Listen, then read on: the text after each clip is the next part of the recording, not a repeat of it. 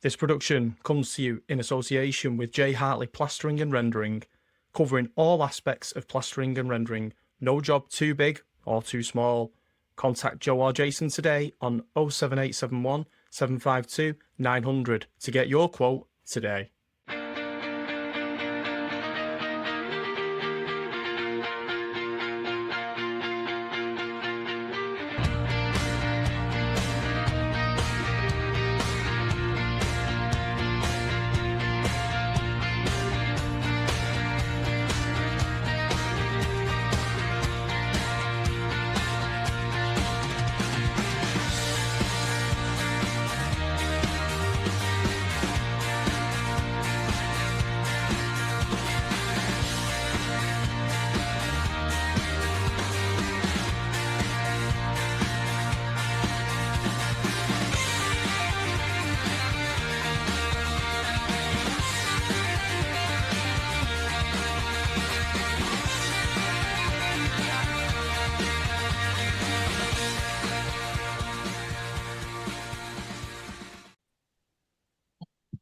Hello, good evening, and welcome back. It's episode number 18 of the Bring on the Salford podcast. We are absolutely racing through these episodes at the moment and getting guest after guest on here, and we're absolutely delighted to have another guest on tonight. But first, let me do some introductions because I never do this. We're coming off the back of a bit of a disappointing result yesterday at Hunslet, but we'll get into that a little bit later on. But before that game, I posted a picture of a couple of Muppets drinking Costa.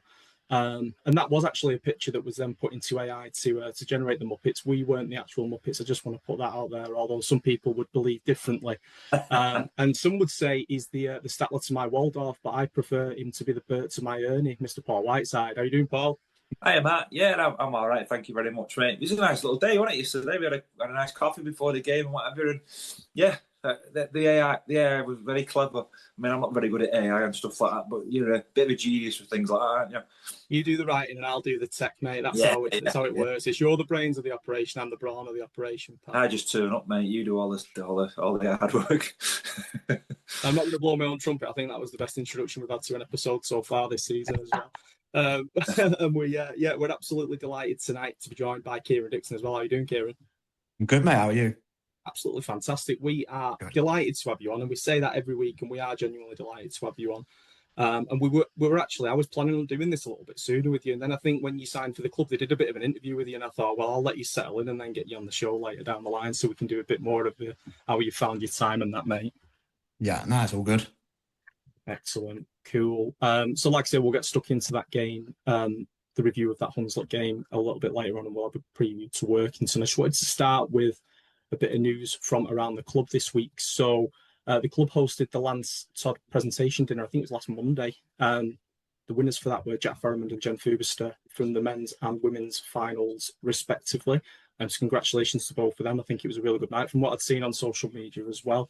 The other news this week from around the club is the Your Red Summer promotion kicking off this week with the 5 games, the mythical 5 games, as Paul keeps saying. But there are 5 games, there are 5 home games coming, all in a row, like nice little duckies.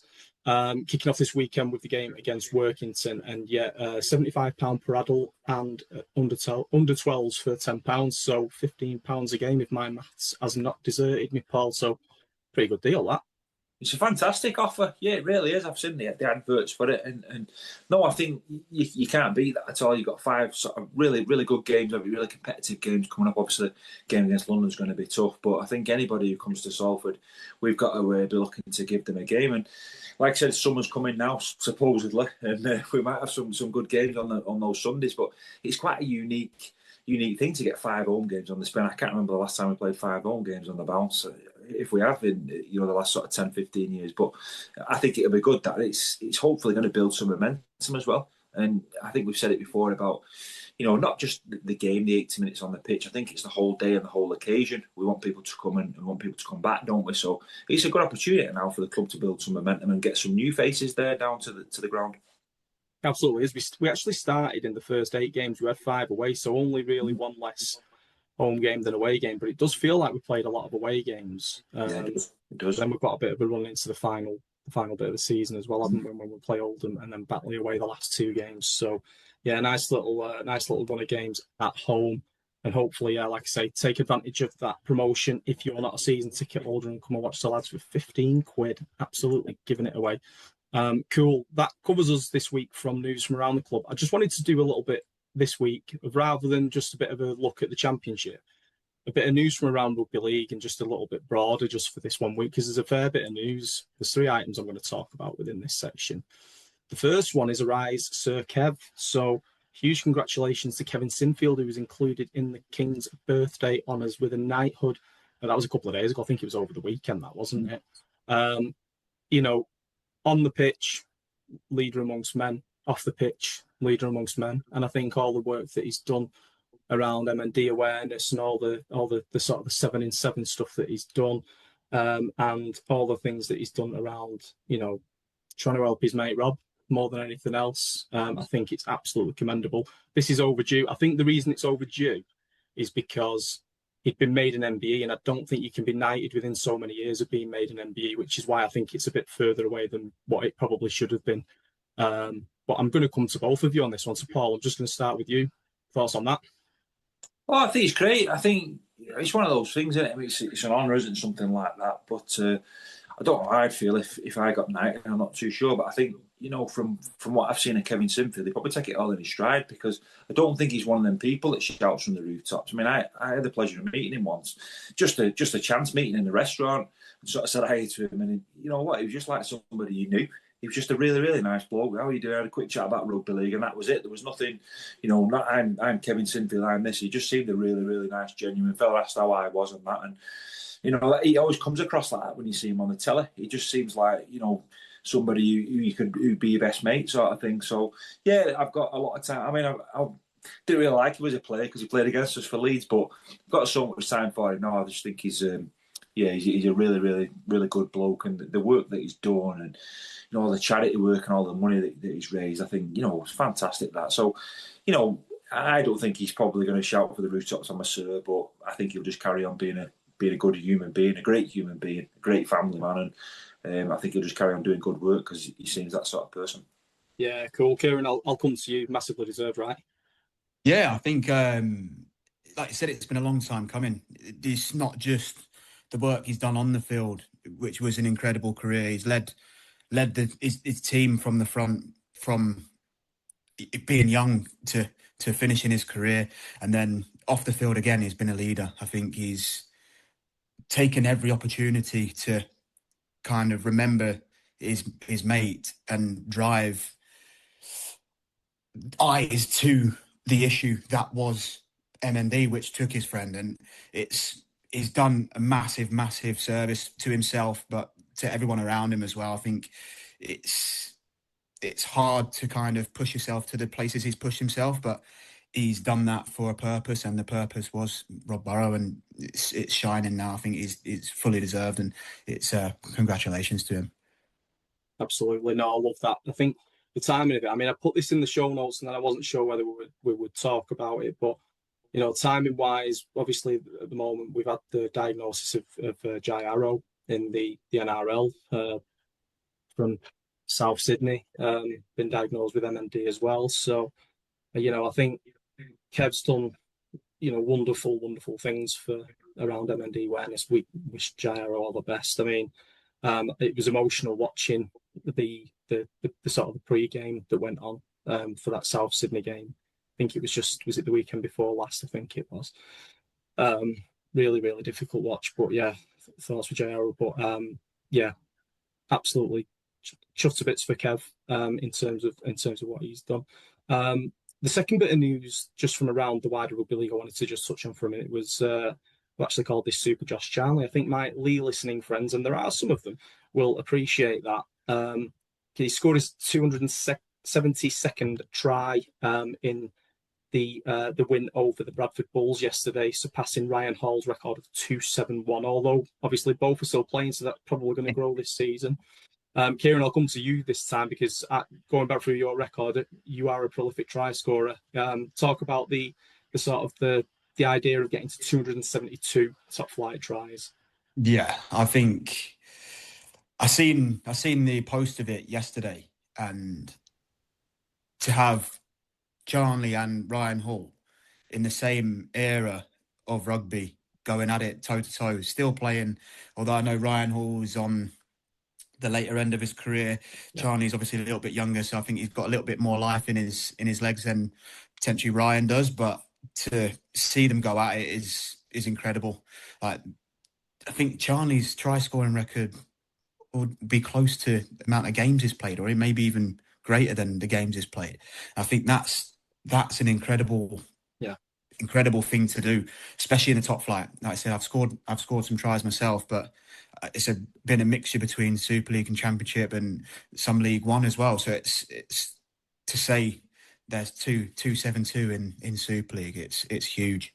And to like I say, to see them both going at it now, it's a big race to the end of the season to see who finishes on the top. Absolutely. I mean, there's going to be tries either way, isn't there, Paul? But I think this is going to stay neck and neck throughout the remainder of this season, isn't it? Yeah, I remember I bumped into Josh Janley a couple of seasons ago. I think it was 2024 season. It was Salford League game, I think. He was doing a bit of radio work, and he wasn't so sure whether he was going to stay at Leigh because there was rumours of him dropping out of the Super League, and I think Widnes were after him. And he was a bit, I won't say he was surplus to requirements at Leigh, but he wasn't getting in their team at the time. And you know, to get to where he's gone now and just carried on and carried on, force his way back into the side. Because Leigh have been good last few seasons. I think it's credit to his character, but no, his try scoring record's phenomenal. You know, wherever he's been. You know, even in rugby union, I think when he went to Sale, it was like a try a game, wasn't he? So, phenomenal to be able to get the amount of tries in matches he scored and the way he finishes as well. You know, some of the tries he scored, most of them are acrobatic finishes, aren't they? They're not like walk-ins, are they? He always finishes well. So, no, he's been a fantastic player. And as Kieran said, to have him and Ryan all in the same league, it's a bit strange with having two blokes like that. But no, the amount of tries they score is frightening.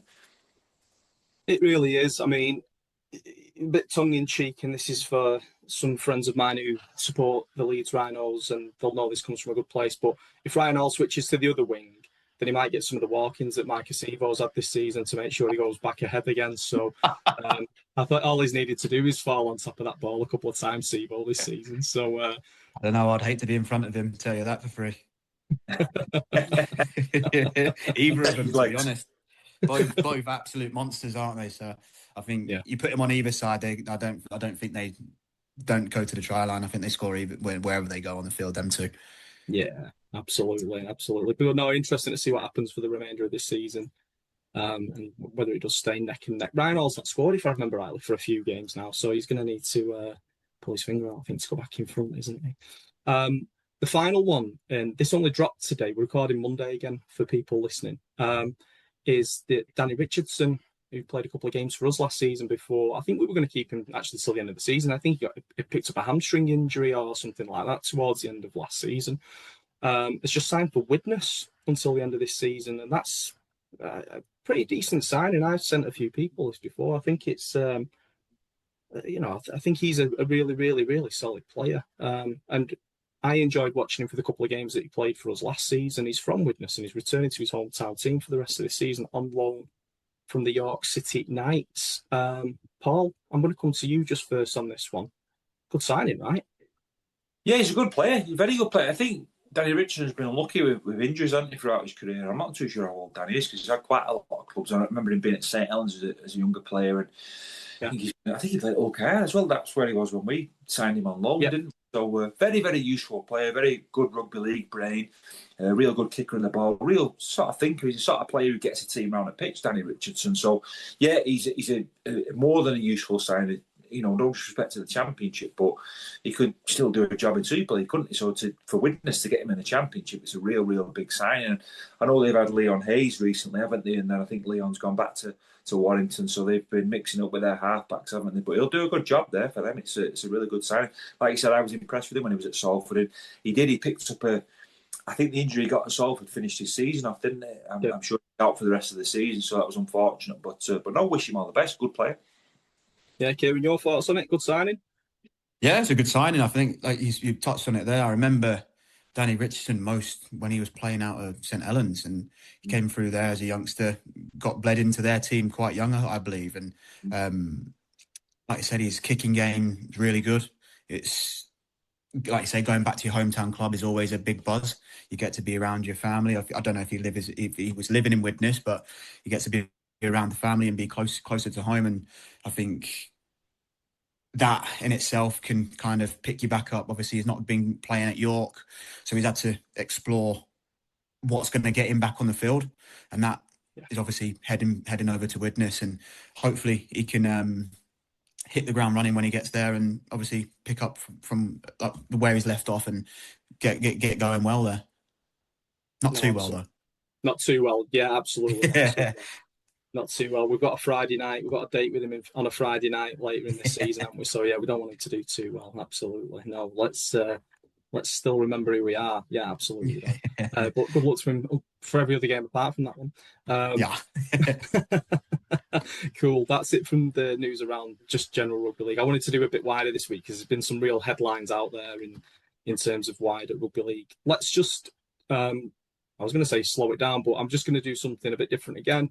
And we're going to have a look at the latest results from the Betfred Championship and just talk a little bit about the 1895 Cup as well. And normally I'm not very well prepared for this, but I'm pretty well prepared for it at the moment. I look really old when I have to put my glasses on to read my laptop screen. That's tragic, isn't it? Don't look as old as me, Matt.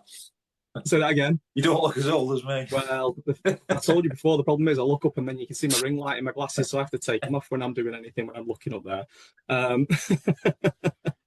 So this weekend in the Betfred Champ. In fact, let's just do the 1895 first. So London Broncos overcame Midlands Hurricanes 62-24.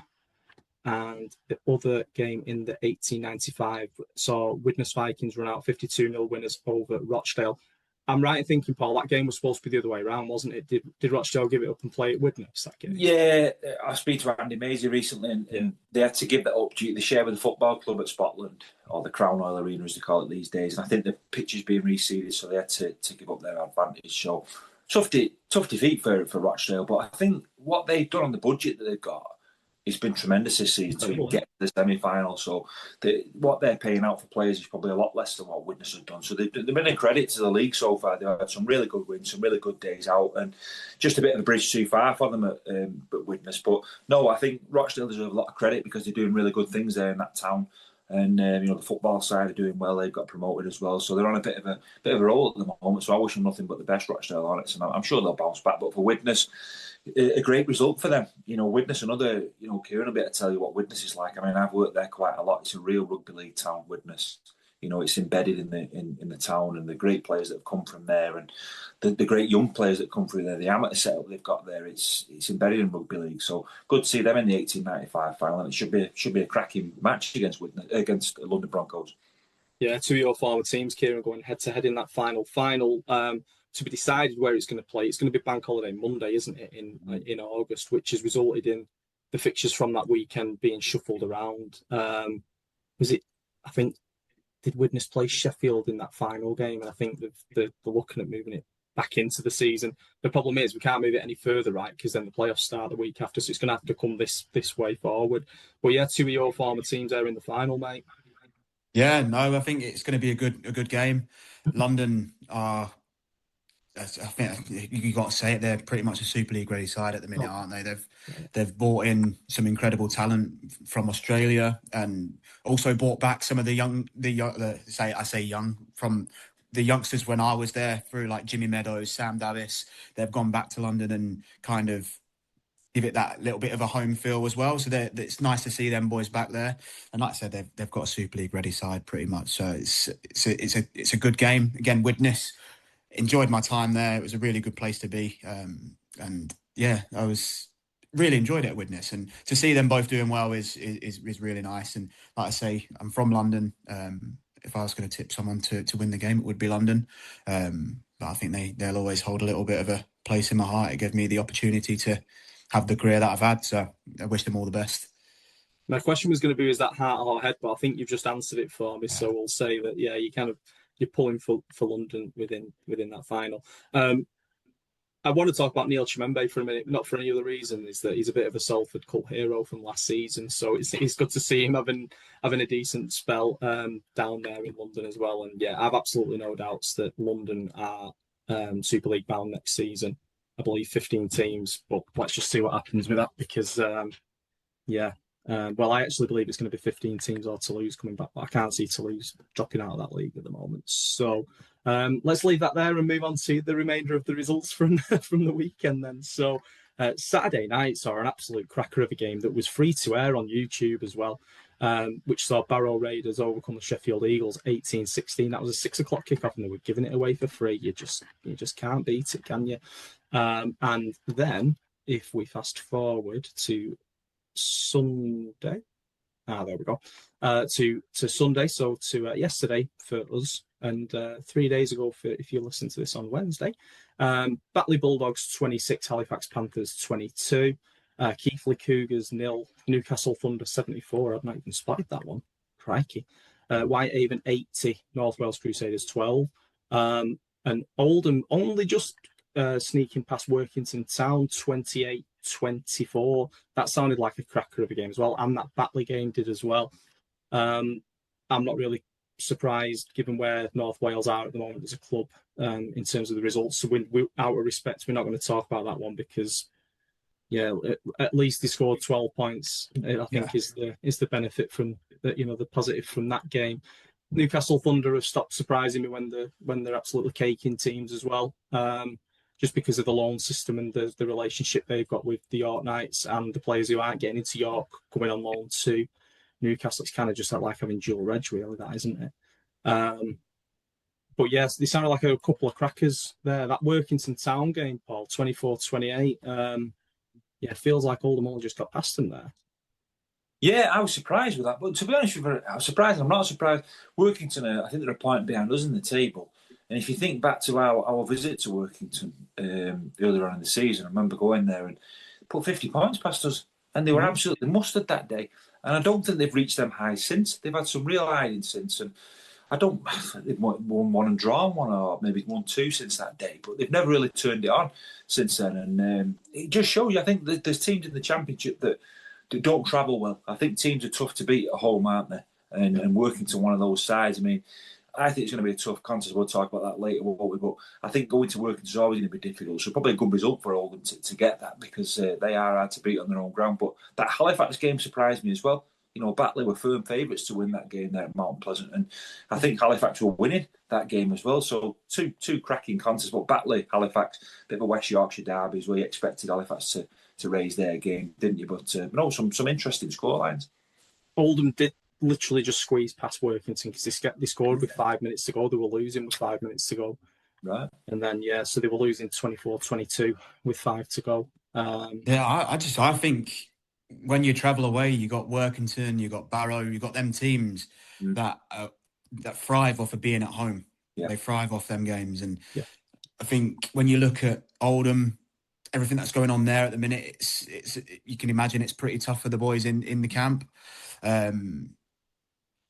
Not knowing what's going on there and being up in the air, you can understand how it can be a bit difficult. And to go away to a team like that, it's like I say, it's always tough. So you got to give it to them. They've put up a fight and come away with a win, and they're the wins that kind of can potentially mean a little bit more. When there's a lot of stuff going on that they can't control, but what they can control is what they deliver on the field. And as a player, when you're in them situations, it does take a toll on you, obviously, because you've got a lot to think about. It's not just the rugby that you've got to think about. And to turn up in a game like that, it's going to be a tough one anyway. But to walk away with the win, it's massive. So you got to, I think, give credit to Oldham for walking away with a win there. Yeah, no, absolutely. And Paul, you were bang on. Halifax were winning that game. What cost Halifax in that game was misconversions, because both teams scored 4 tries in that game. But Reynolds was 100% from the boot. 1, 2, 3, 4, 1, 2, 3, 4. And you've got the slope at Batley as well, haven't you? You've got that to contend. So if you're playing sort of uphill in the first half and you're on level pegging going in, you've got a good chance of winning the game, haven't you? Because that slope is worth 10 points, I think. Yeah, I was just making sure I was correct. Reynolds was 100% from the boot, 4 conversions and a penalty. So, Again, there's, like you say, that's a result that's massive. I think Halifax, although they've gone through the troubles, they've still got a strong side. They've got some good names in there, and they're obviously playing some good rugby. And Batley again are a well-seasoned team. They've got a team of strong carriers, like good thinkers. Like in Reynolds, he's good on the ball and good with the boot. So I think again, it's a game that you look at and go hard battle, but obviously the best team walked away with a win. Yeah, absolutely. I'd not agree with you more, mate. I purposefully didn't talk about our game and result in that because that's what we're about to do. So let's just go straight into our review of the game against Hunslet. I managed to catch some of the Dave Hewitt interview because the club uploaded a little bit of it earlier on. And I think Chewy talked about 40% completion in that first 15 minutes, and he talked about things like poor ends to sets. It was a bit, for me, it felt a bit like that Doncaster game where that first 4 or 5 minutes, both teams sort of had decent control over the other team, if you will, making the yardage but not conceding. And it was kind of a bit back and forth. And then we kind of went through that same motion where, we let them, we let them through. And, that it felt a little bit frustrating, especially when that first try went in. Paul, I'm going to come to you first, and Kieran, I'm going to come to you after that.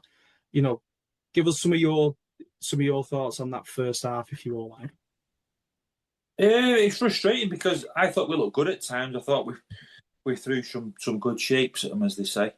And I thought Toby Hughes is growing in confidence all the time, and in his partnership with Lewis Pillen, they really shone at times and looked dangerous. Kieran coming out the back has added another dimension to us. Brad Dwyer was dominant going forward and played big minutes in that first half. It was frustrating that we couldn't score more points, but I think the 3 tries that Hunslet scored were off the back of our mistakes, really. 2 of them were sucker punch tries when we were attacking, and a ball was loose and they break away, and they were clinical when they broke away. You've got to give them credit. And I think another thing I noticed with Hunslet they were very good goal line defence. I know people say, our last tackle plays we were poor and we did this, that, and the other, but you can only play against what's in front of you, and they defended really stoutly, and they were desperate at times, and you've got to give them credit for that. So they were a well-organised side. I think Lee Gaskell's a really good half. I thought he kicked them out of trouble a lot of the time. If they had a poor set, he put a decent kick in and ump them down the field. So, yeah, it was frustrating that we couldn't score more points, and the points we conceded were off the back of mistakes and that. So it was a frustrating first half. Yeah, I mean, you talked about the goal line defence from Hunslet then. That was one of the notes I had to talk about. So well done for getting that in that early doors, mate, because I wanted to make sure at least one of us covered it. No, but I think it was, well, it was though, wasn't it? Because there's so many Americanisms. I call it a red zone within the 20 and all that kind of stuff, because it kind of is. But when we got in that 20 was actually when their D looked the strongest, when they really were sort of boots against the try line. And there was a couple of instances of us being held up. I think Brad got held up. I want to say Joe Baldwin got held up as well. I might be wrong with that, but I think he did. But I think their goal line defense was pretty solid. They started out with tries from Billy Jowett got the first, didn't he? Actually, that was on the back of was it on the back of a mistake, that Paul? Was it on the back of trying to recall the try in my head now, the Billy Jowett one, the first try. It was a ball over the top from Toby, interception. Yes. Yeah. And Jowett had a good day with the boot as well, 75% kicking as well. Kieran, let's come to you and your thoughts on that first half, mate.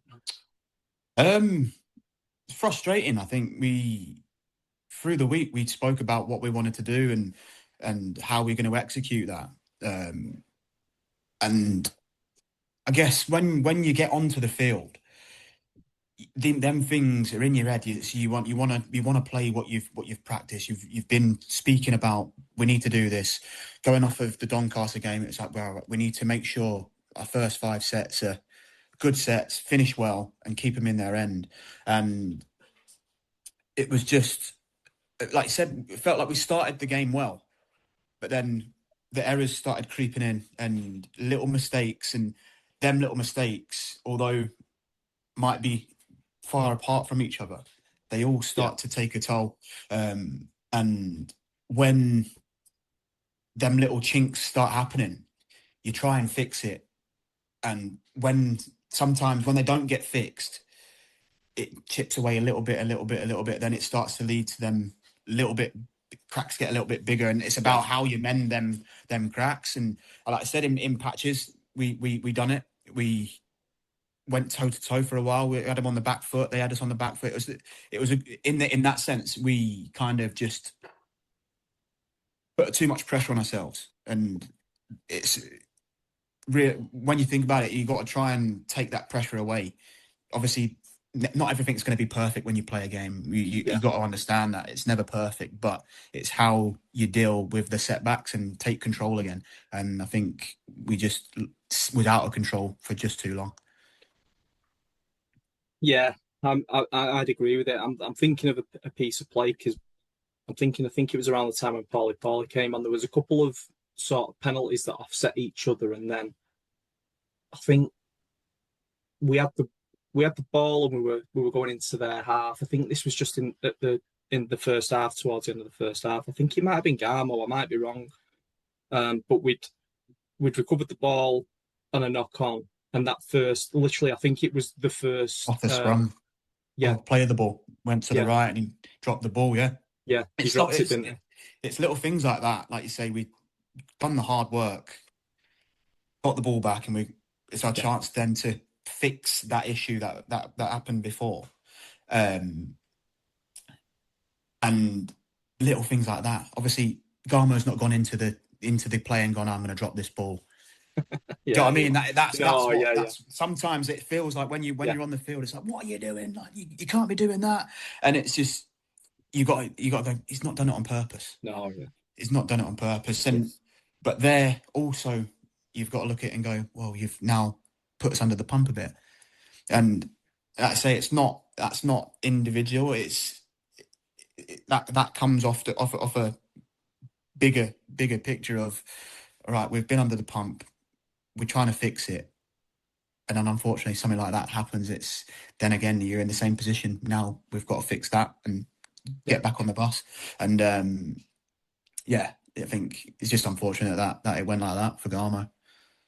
Yeah, it really was. I mean, we came out in the second half and probably looked a little bit brighter, I think, in the start of that second half. And again, kind of, I feel like we started really strong, and it was just one of those frustrating days where I feel like it was a bit like the Doncaster game, because I feel like the second half we started really well, but it was one of them games where we just couldn't get over the line, And I think this game felt like that as well. Because obviously we don't score till like the 74th minute, the second try. Obviously, Jack Bibby gets to try in the first half, but it takes 34 minutes of that second half for us to get over. But that first 10 minutes of that second half, I thought we were controlling it again. Then I just think we just couldn't find a way through.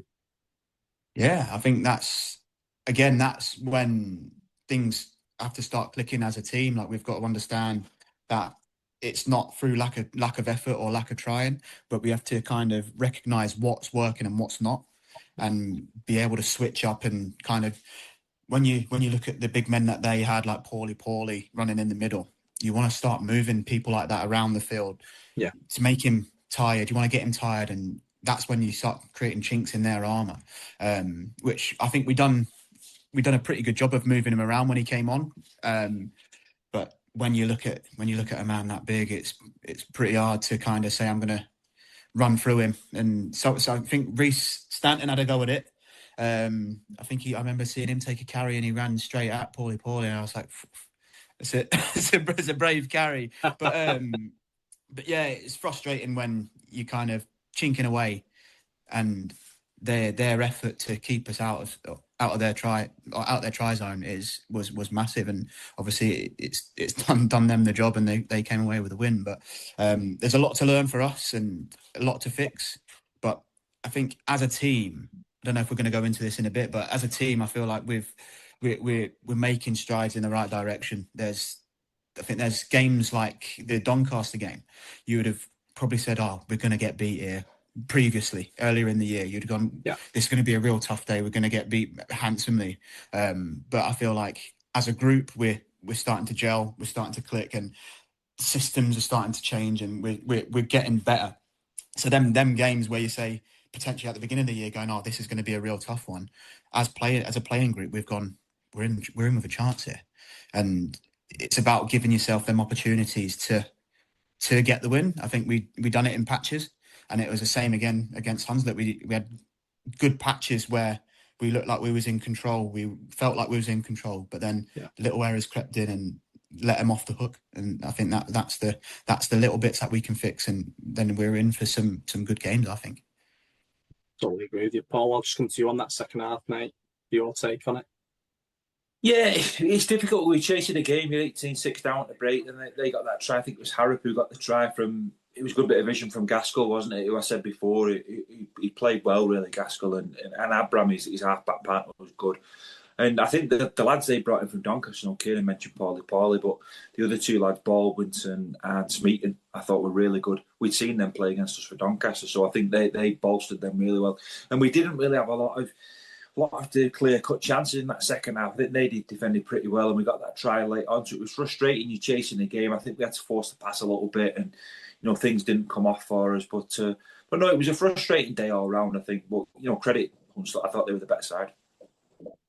Frustratingly, Toby Hughes went off, which looked like an HIA, didn't it, late on, and he didn't return to the field, and it's a bit of a blow. That, because I mean, we start talking about, Kieran, you talked then about like going into games now, feeling different, looking different, putting some of those strategies into place, putting some of that work into place. A lot of that happens around that sort of settled spine as well, though, doesn't it? And when you're losing someone like Toby, I think has played all but one games. I feel like he was injured for 1 week, weren't he? I think. And I think he's played every other game this season. It's a bit of a hammer blow, that going into the Workington game, I think, isn't it? Yeah, I think since I've come in, Toby's been really, really, really good. I think he's moved. He was on the left at left half when I first came in, and he moved back to the right, obviously. And I remember the first training session, he moved back to the right-hand side. I saw the way he was playing, and he looked so comfortable. And I said to him in training session, "Is that your preferred side?" I could just see it in the way he was playing himself, the way he was positioning himself. His footwork, his running game, it changed when he went to that side for me. And to see that, it's like, this kid is really good, and it's been good playing with him so far. So it's hopefully he doesn't miss this week. Hopefully he can do all the tests that need to be done, and he can be back in. And it's a really good player for me. Yeah, he describes himself as a running six. When he came on this show, we were talking to him about it, weren't we, Paul? And we're kind of saying is 7 your preferred position, but he does describe himself as a running six, and he has looked a different player. And he describes himself as a confidence player when you did the interview with him the other week, I think, Paul, and you can see that in his game as well. He is a real confidence player. And we've not done this much this season, but I'm going to do it, and I'm going to ask you, aside from the result, Kieran, what did you make of your own performance in that game? It felt okay. I'd spoke to Chewy before. There's games that I've played in, and I felt like I could have been involved more. And on the weekend, I felt like I was involved quite heavily, carrying the ball, and just wanted to get us moving forward. I felt like I played okay. I think I put one grubber kick in that gave them a 7 tackle set. Probably should have run it close to their line. And if I don't score, we keep them in their end just off the try line if I don't get over, and kicking it dead puts them back on the 20 and gives them a little bit of a get out. But yeah, I thought I played okay. Still some improvements to make, still got a score, so working on that. And yeah, just happy to be playing consistent rugby and building with the boys that we've got in the club at the minute. I'm not going to lie to you, mate, because you were coming on this show, we were absolutely desperate for you to score on the weekend. Every time you got like a sniff, we were like, go on, because it's been I know I've been close for the last few weeks, but not been able to get over. So, but I'm happy to see the other boys scoring. I think as long as I'm doing my job and getting us out of our end and taking us forward, I think I'm happy to watch everyone else score. I thought you had a really good game, by the way, on Sunday. there's a good. I mean, look, everyone's given 100%. There was a good handful of players that were right up there for me, and you were one of them. I just thought you look so comfortable under that high ball all day, and with it being so open there, and there was a bit of a breeze, that ball's moving around all over the show. It's not the same as playing at home where you've got a little bit of coverage on all four sides. I just think you look really comfortable under that high ball, and I think you mentioned about, you kicked it dead and given a 7 tackle reset. I think we'd had a set earlier on where we probably should have kicked it and took the tackle on. I think it was on last, and I think we got tackled on last and turned the ball over. So it's one of them, isn't it? You put that grubber kick through, someone lands on top of it, you're a winner, aren't you? If it goes an extra 3 inches and it goes out of play, it's one of them, isn't it? Yeah, but that's when the game gets, it's on a knife edge. Do you know what I mean? Yeah. If I don't kick it dead, and we stick them in a corner, if I run it, do they come out as far as they do? Probably not. Yeah. But on the flip side, if I put the grubber in and we score, there's 4 points, potentially 6 points. So it's probably a little bit more of an understanding of where we are in the game and what we need to be doing. Obviously, when you're behind, you can kind of chase the game, but you don't want to go crazy with it. You still want to have some structure to what you're doing. You can't just start throwing it left, right, and centre and hoping for the best. You still want to break them down. You still want to put the work in and do the right thing. So, yeah, it's one of them things. It's, if we score, it's really good. We didn't score, so it doesn't matter. No, absolutely. And we have done that this season. I'm thinking back to the Halifax game where it was just, ball was just moving all over the show because we were absolutely desperate to, not the away game, the game earlier in the season, where we were just absolutely desperate to try and claw our way back into the game. You made, I mean, we're getting into the detail now. You made a kick, and I said to Paul, I said, he can't make this. I said, it's impossible for him to make it. And now I think if it had been on the other wing, if it had been out on the right-hand side, I think you might have struggled with it a bit more than what you did, but it was absolutely clutch. It was the one, it must have been the one for Callum Green's try, because that was right on this side, if I remember rightly, and it was like right on the touchline, wasn't it? I'm going to ask you a little bit about some of your kicking prep later on, if that's all right. But we'll do that in the section with you. But I just wanted to give a nod to that because I did say to Paul, he's not going to make that, and I nearly put my hand in my pocket and said, "I bet you $5 he don't make it." What did Matt? What did I say? I said he'd kick it, didn't I? I told you it's never in doubt. Yeah. But and that's what it is, mate. But I was like, I'm glad I've not got $5 in my pocket. But yeah, you did that earlier on in the season when you came to play against us with Oldham. You made one that was very, very similar. You were on because we don't have anyone on the east stand. It was on that side, but you were like right on the touchline, and it was a really, really similar kick. It was, but we'll definitely get into that a little bit more later on. Let's leave that Hunslet game. The interview with Chewy has gone out today, and like I say, I've been through that. So if you're listening to this and you've not listened to that, go and have a listen to Chewy's thoughts on the game as well. So we're going to leave that there, Paul, unless there's anything you wanted to just chip in with, actually, because we've not talked about the second half with you as such. The only thing, I was going to ask about the first half, because it might sound a bit of a daft question, but I've heard about 4 different people now telling me that Jack Bibby didn't score that first try, right? But Kieran, can you clear it up? Because was it Joel Baldwin who missed the ball at first? That's how I pictured it, and then Bibby touched down. But a couple of people have texted me saying, "Oh, you're wrong. Jack Bibby didn't score it. It was somebody else," and it was Jack Bibby, wasn't it? Yeah, he scored it. I think Baldy went over the top of the ball. Yeah, he never touched it. I think he expected it to bounce up.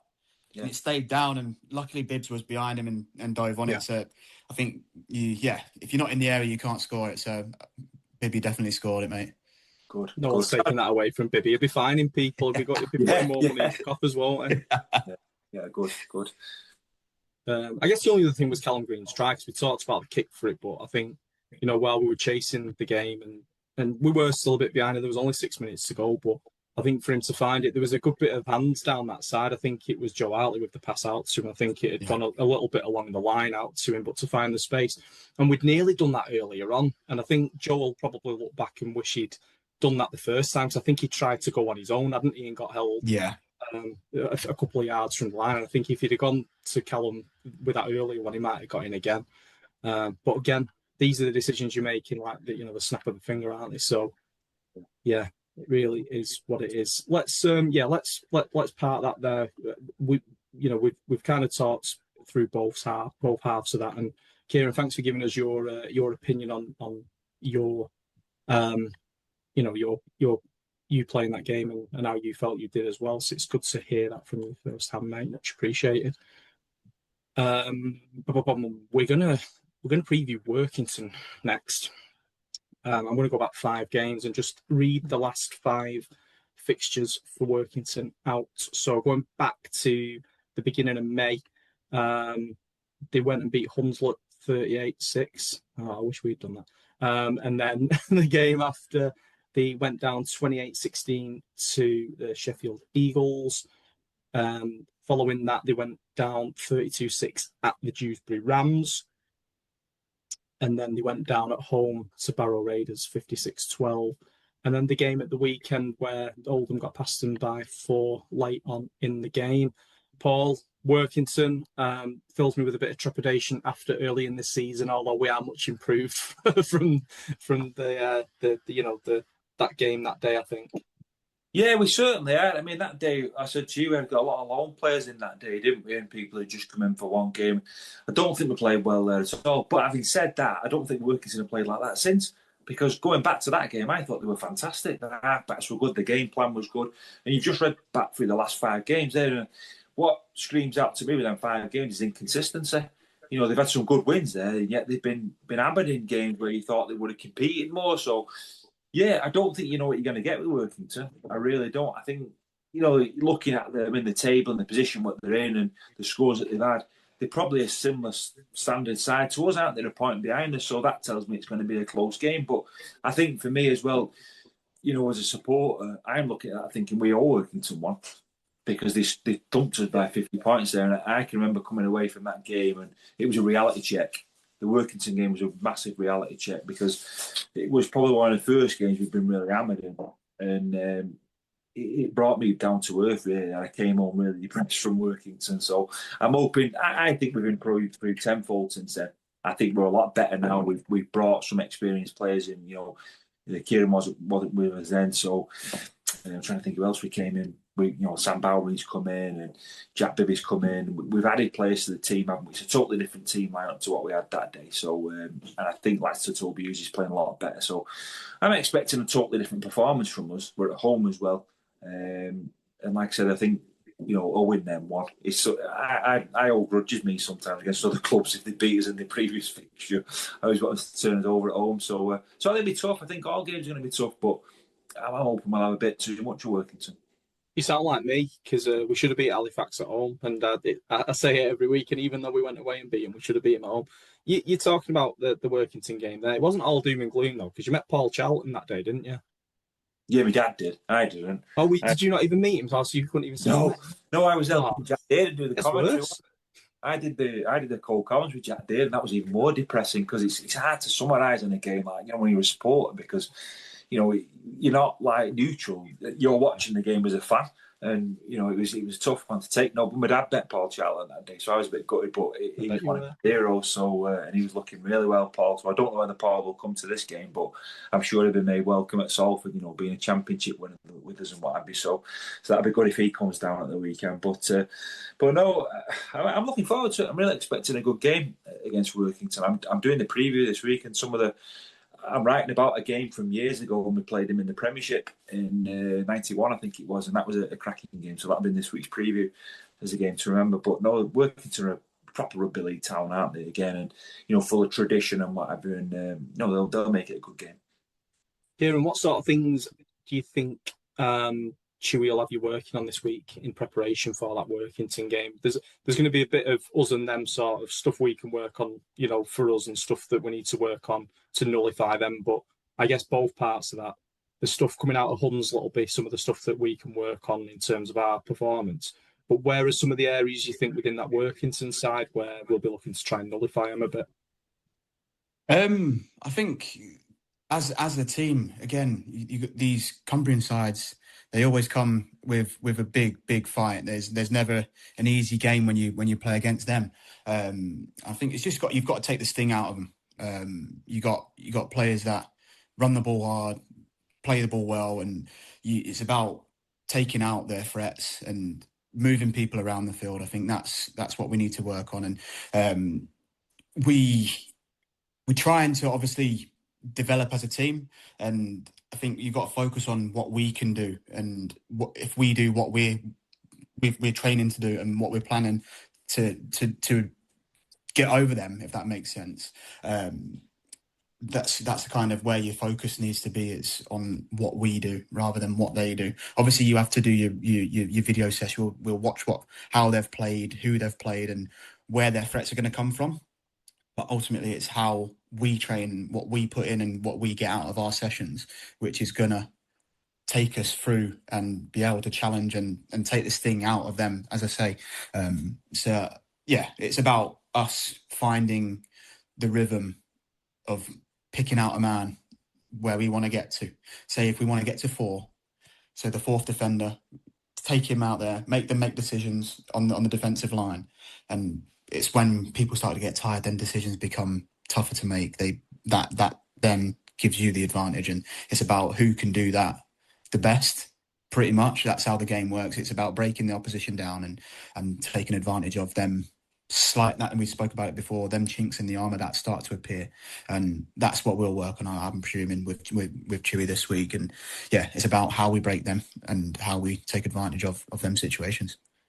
Yeah, so your video session will probably be, I'm guessing, Wednesday night, won't it? And then a bit of like captain's run on Friday and stuff like that. What does that split look like? Is it sort of a bit of video stuff and getting ready in terms of prep for them, and then on Friday it'll be more about preparing yourselves as a team for that game?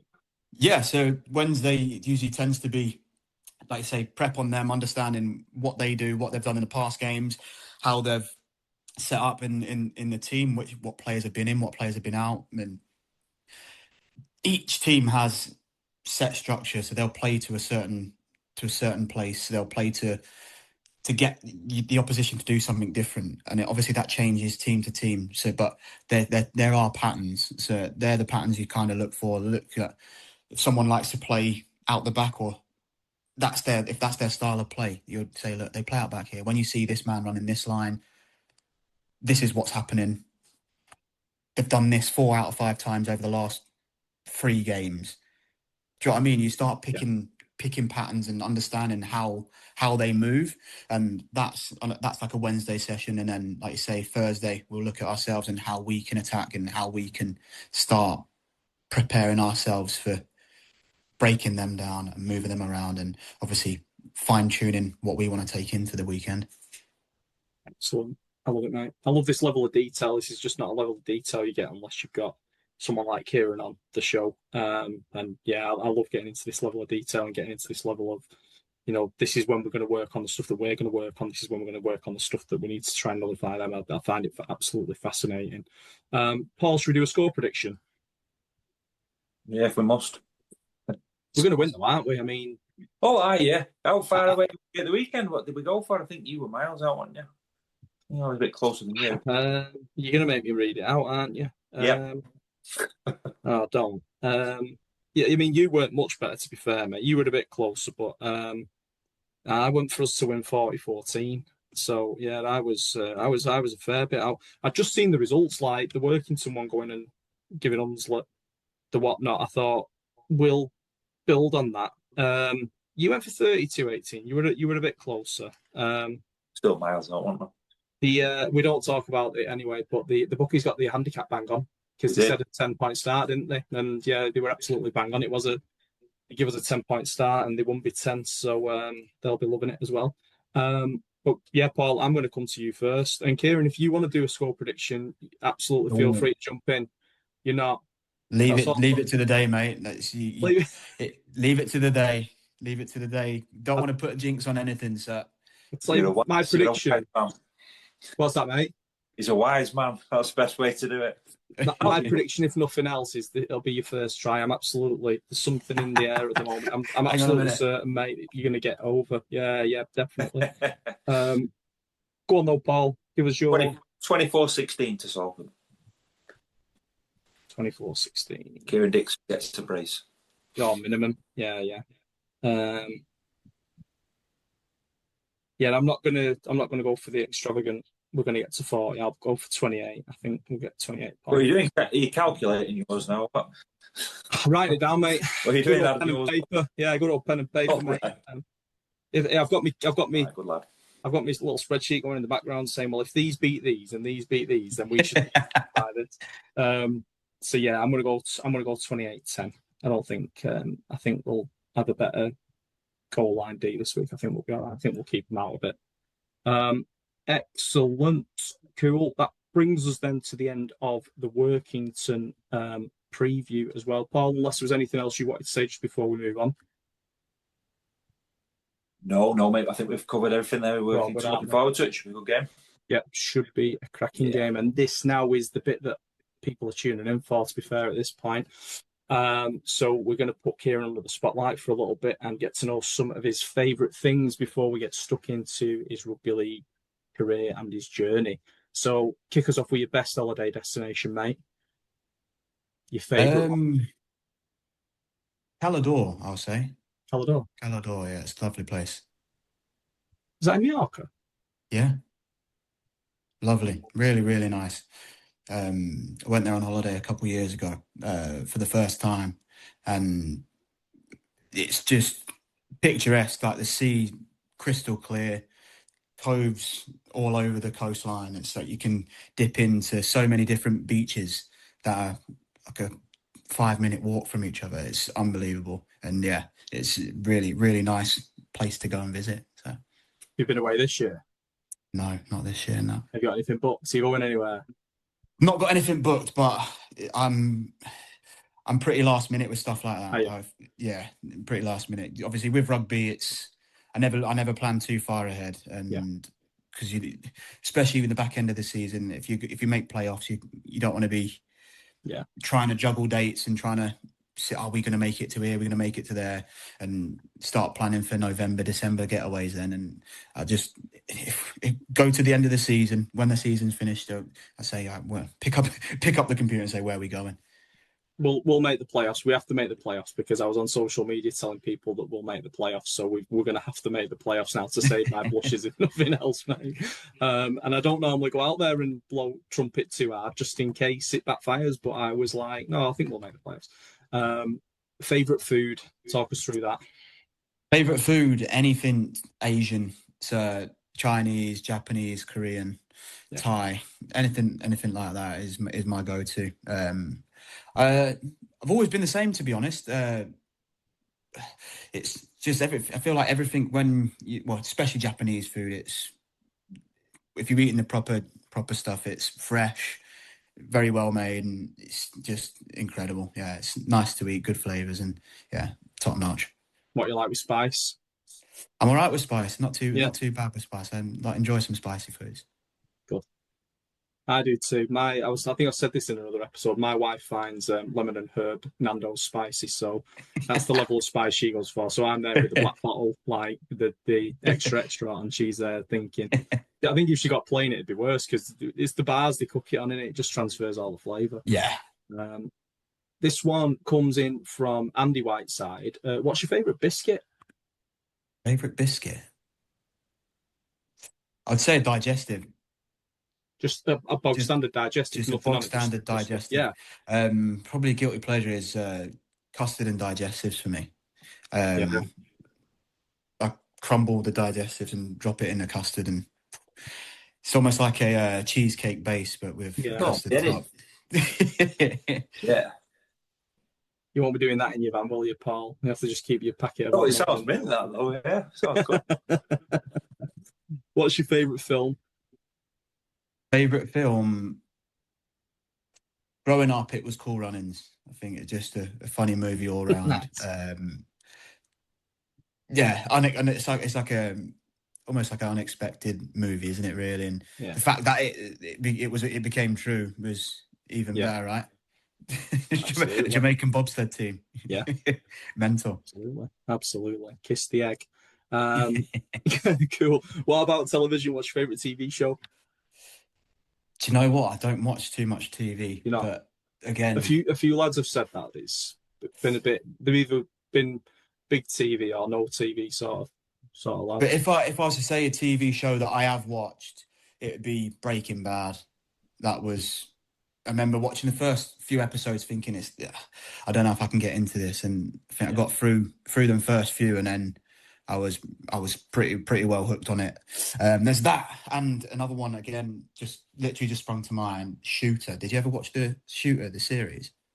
No, I know what's that about. Well, I mean, I've got an idea what it's about, but Do there you was ever a see bit of a rundown of it. Do you ever see the movie with Mark Wahlberg? It was a retired sniper. I think I have. He was a retired sniper, and they framed him for killing the president. They took his gun, asked him how he would do the shot, and he spoke them through it, and pretty much framed him in killing the president. And the TV show follows that line, but obviously takes it on, and that was a really really good really good series to watch. What about music? What's your favourite music? This could be band, genre, track, whatever you want, mate. Favorite music? To be honest, I don't really have a favorite. I'm quite jump around the genres, but my go-to would be house music. Yeah, house music or country music. A big country fan as well. Hip hop. Yeah, there's nothing. Look, I'm looking around the room thinking like, how many can I name? But yeah, I don't really have a set preference. I'll wake up on a morning, I feel like it's a country day, or before a game it's a house session. It's pumped up music, get myself dancing, and just get the hype going. So it depends on how I'm feeling. It's I think you can kind of see where I'm at mood wise, absolutely, by what's playing in my ears. The whole season, I've been absolutely astounded by the number of lads who've come on here and said country music. Now, I can appreciate it. I just did not assume so many people would come on and say country music. And then I always think back to Bibby with the boombox then. And then, I've never known so many country fans. I think country, but yeah.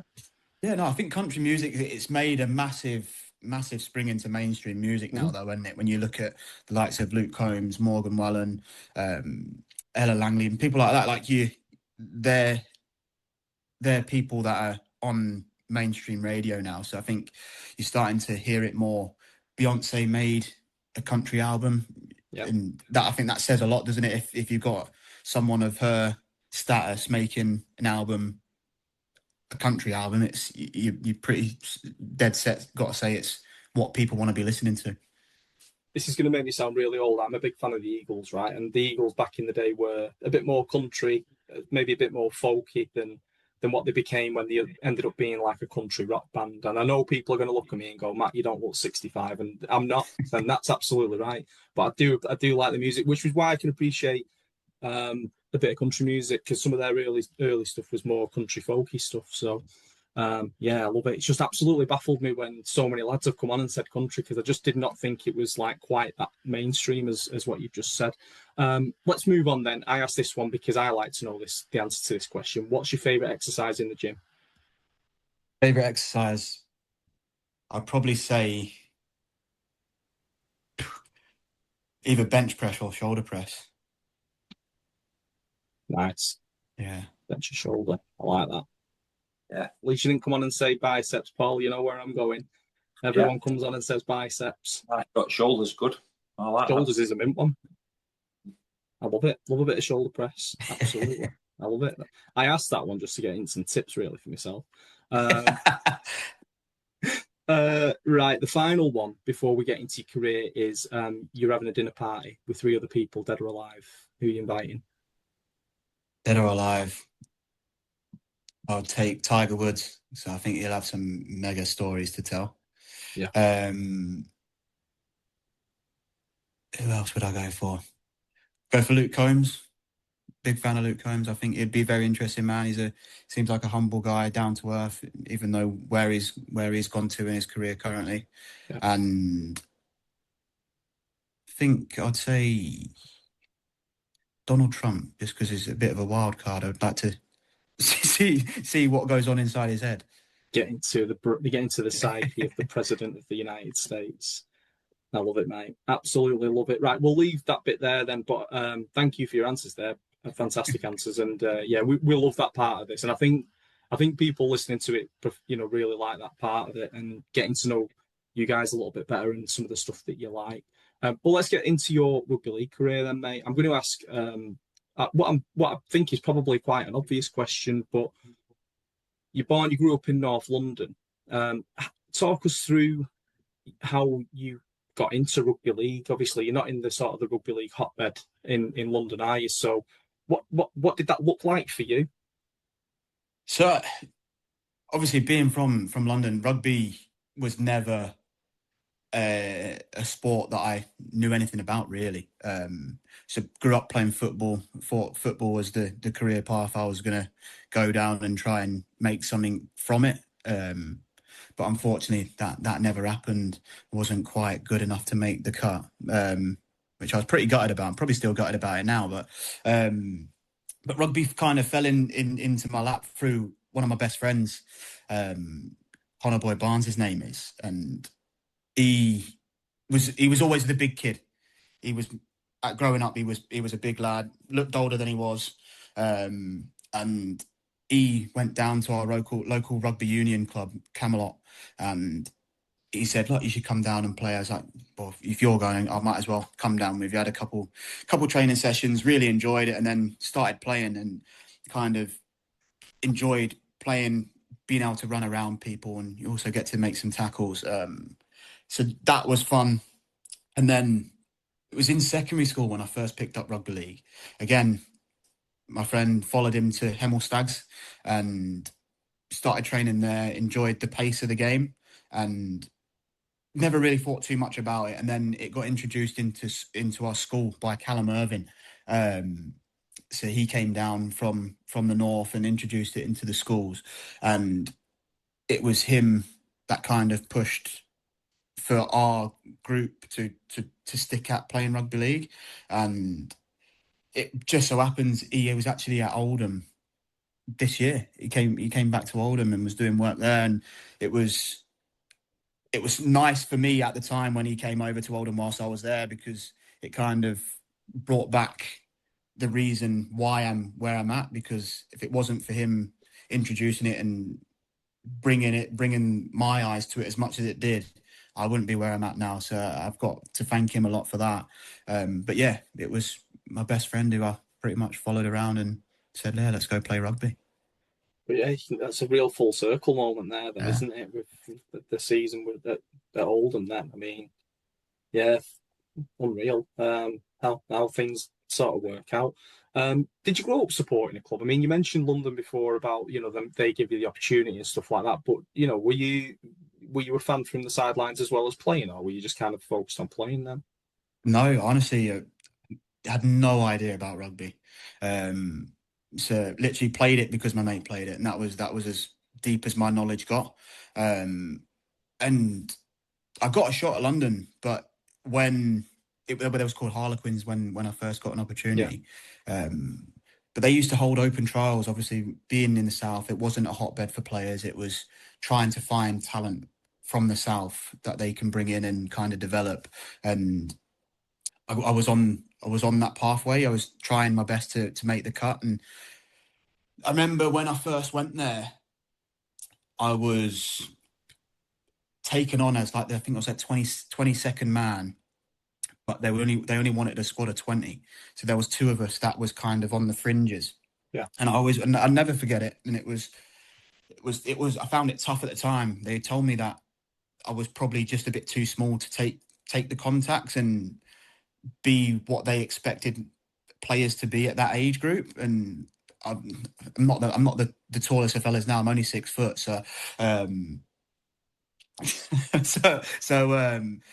yeah, being told you're too small, it was kind of heartbreaking. So I kind of nearly didn't pursue it. I just went and played local again. And it wasn't until I got seen on a video that they was taking and watching from players that they were sending to play with us, that they offered me a trial. So if it wasn't for me just saying, I just still want to play, I wouldn't be here now. You might have got away if you'd have said like 5'10" or 5'11".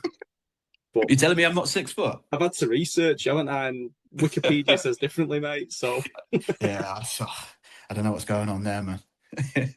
There was a video that the club put out, and it was Brad Dwyer, wasn't it? And he said he started as 6 foot, but he ended up short because everyone was patting him on the back every time he had a good game in that. How did you get into London then? So obviously you just talked about your experiences there as sort of being the 22nd man. But you kind of went from Hemel Stags, I think, into that London first team, didn't you? How did that work out for you? How did that come about? So like I said, it was by chance, really. So I was playing local at Hemel Stags, and I nearly had the same fate when it came to playing open age at amateur level. The coach at the time said, I don't know if you'll be able to cope with playing against full-grown men, and said you're pretty small, but it was something that I knew I couldn't make myself grow any more than I was. But I knew I had the fight, the willingness to be what I wanted to be, and I took the opportunity. I played a couple second team games at Hemel and started scoring tries, started playing really well, and got an opportunity to then play first team. And it was playing first team where I felt like I developed the most before going to London, Harlequins at the time. Yeah. So I was playing against fully grown men, and then having players come on loan or dual reg, whatever you wanted to call it at the time, to play, and taking that opportunity. And like I said, I got seen on video, offered a 2-week trial, and I think it was after the first week of the trial that they said, look, we want to offer you an academy contract. So I ended up playing 18s for a season, then got promoted to the 20s, and it was towards early half of the 20s season where I got an opportunity to go and train with London first team. So it was something that I'd never done before, and this is where I met another really, really good friend of mine, Mike Channing. He was in a pretty similar situation. He had just come over from rugby union, and we were both given the opportunity to go and train with the first team. And if it wasn't for him, again, I feel like my career has been following some really, really good friends of mine. And if it wasn't for him offering me a place to stay at when we needed to train with the first team, because I lived far away, I found it hard to get into training. And he offered me a bed at his house and with his family. He said, look, come stay with me. We can get into training together, and we can go from there. And again, without that opportunity, I would have found it pretty difficult to make the first team training when asked.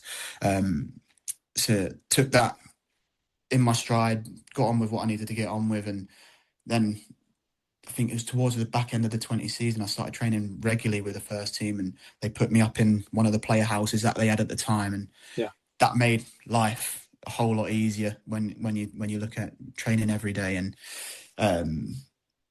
again, it was the back end of the 20 season, I got offered a full first team contract, and from there, I think I hit the ground running and just took everything in my stride, and didn't let the size of my structure hold me back. I thought like the first 2 seasons I played really well for London in 2012, 2013. 2012 managed to get an England Knights call up, and the same in 2013. So I must have been doing something right. And a really good start to my career, and I was buzzing to get where I've got to. As someone who's, I'm going to say 5'7", my wife would disagree and say I'm slightly short. So I share your frustration at being told that you're probably not the right size for it. And I also share your frustration that you can't make yourself grow anymore. I have, but only outwards. There's a reason you've never seen me and Paul stood in the same. We don't stand next to each other. We sit next to each other because we're a similar height. But Paul, what are you, 6'4" or something like that? 6'5"? 6'5", yeah. Yeah, see, we don't stand next to each other. We joke about being like Ant and Dec, but the difference is more like that than it is just like that. So yeah, you never see us standing in the same room, and it's for the benefit of my mental health more than anything else. So yeah, you talked about the spell with Oldham. You talked about the 3 nights caps. I was going to make reference to that, so I'm glad you did.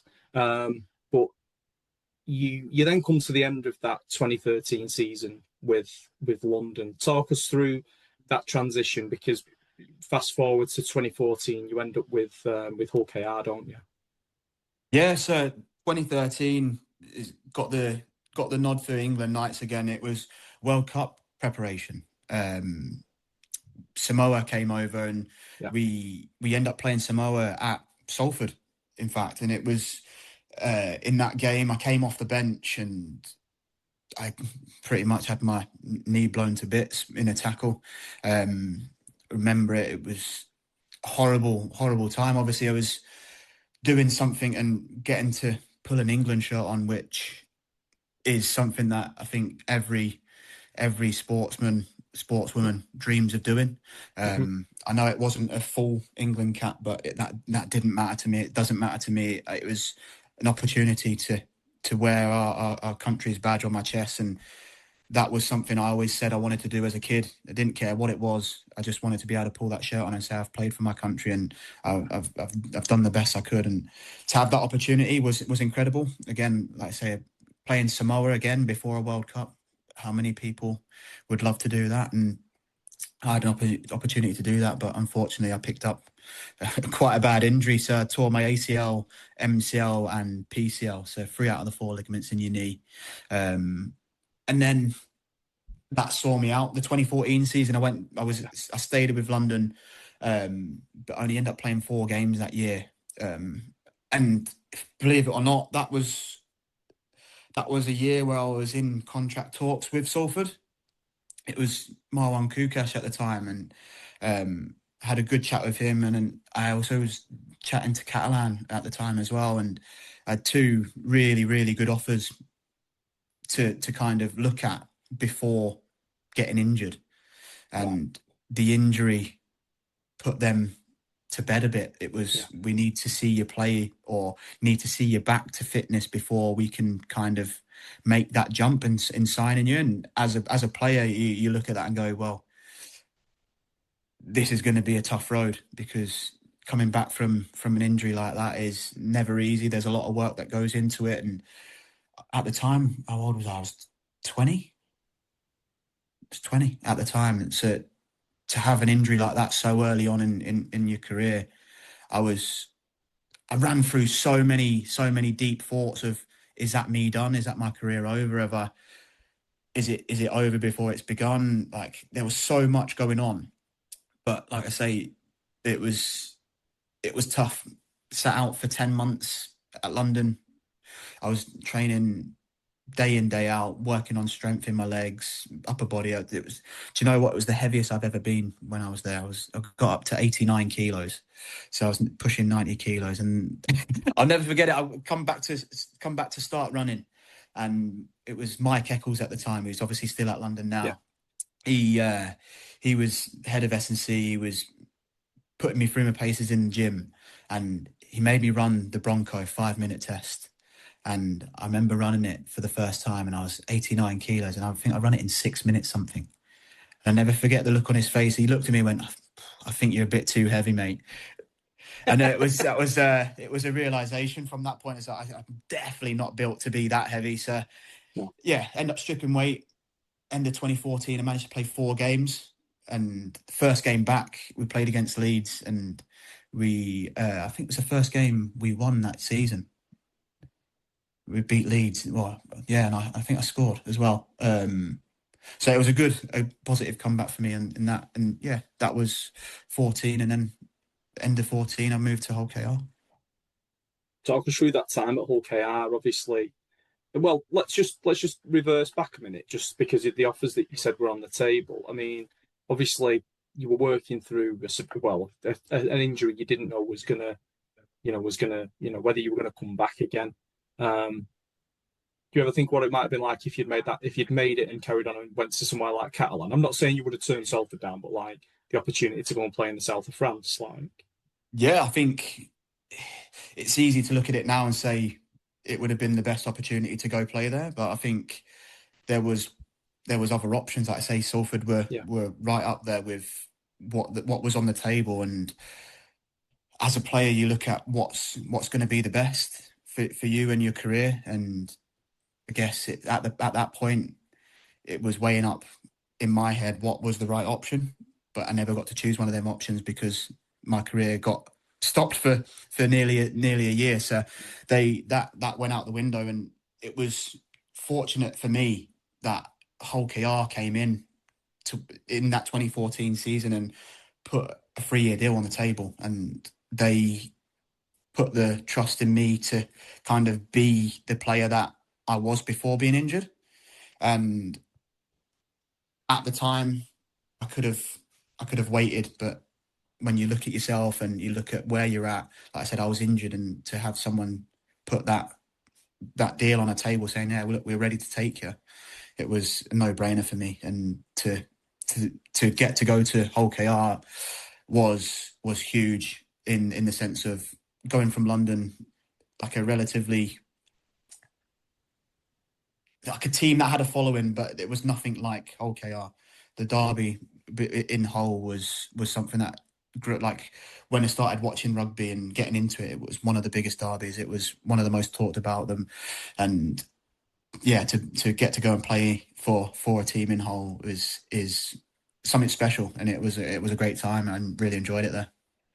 Telling a friend of mine before, and she's listening to this, so hello, Dawn Kirkby, because she said she was going to listen to this, and she said hashtag once a Robin, always a Robin, when I told her that you were going to be on the show tonight.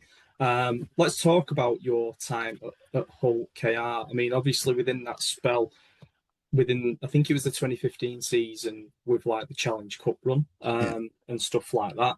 You know, obviously a sort of a higher performing team at that point in terms of at least that cup run. But you know, you had 2 seasons there with Hull Kingston Rovers. Just talk us through that time there for a little bit. So yeah, like I say, the opportunity came to go to KR the back end of 2014 season, and I moved up there obviously after the season had finished, and kind of tried to hit the ground running. I'd done all the hard work in getting myself back fit and getting myself ready to go to such a big club that was as like a rich history. So I wanted to make sure I hit the ground running, as I say, and was ready to go from minute one. The first year, like I say, it was something new for me. It was the first time I'd moved away from the south, moved away from like my family and friends. So that was pretty tough, but I think it kind of it was a positive thing for me because it took me out of my comfort zone. It made me approach the game a little bit different. I had to focus on me because it was me around me, if that makes sense. It was, you're on your own, you're 21-year-old lad, and it was go and do your best and make sure you can perform. And like I said, I had a good stint there. First year was good. I think we had some really good games. I had some good games, some bad games. Again, I've never had a perfect season.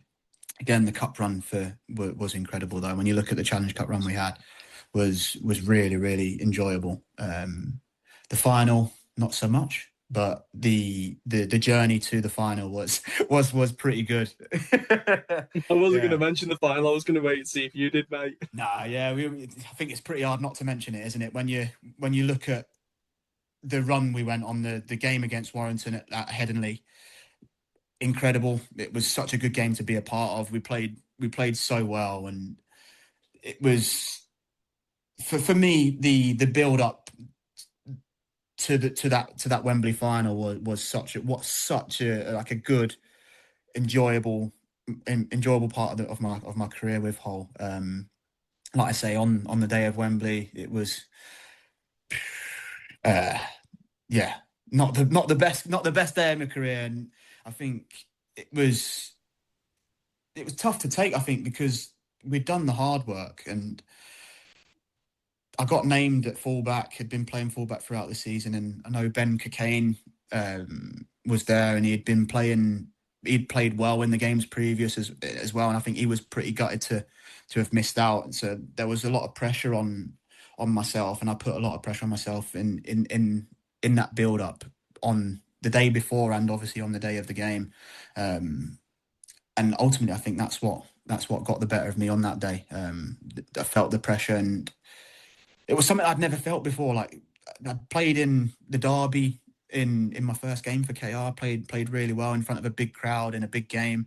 But I think the story behind Wembley and who the people that I've taken to that field are some of the best in the world at what they do. And to me, I was just a young lad from London who was chasing a dream, and the dream was there on the doorstep of where I'm from, and had family, friends, and they were all there to watch. And I delivered probably the worst game of my career on the biggest stage, which was it was tough to take. I was gutted, but the bounce back from it was something that I had to take by the horns, and I felt like I did. Yeah. We played Wakefield, I think it was the next week, and I ended up scoring 4 tries and having a man of the match game, I think it was.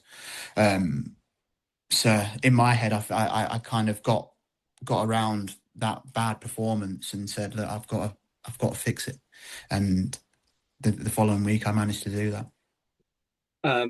Never want to correct a sportsman telling me his own stats. I just want to make sure that that's correct, though, because I think you scored 2 against Wakefield and then you scored 4 the following week at Bradford. I think you got 6 in 2 games. Yeah, you corrected me.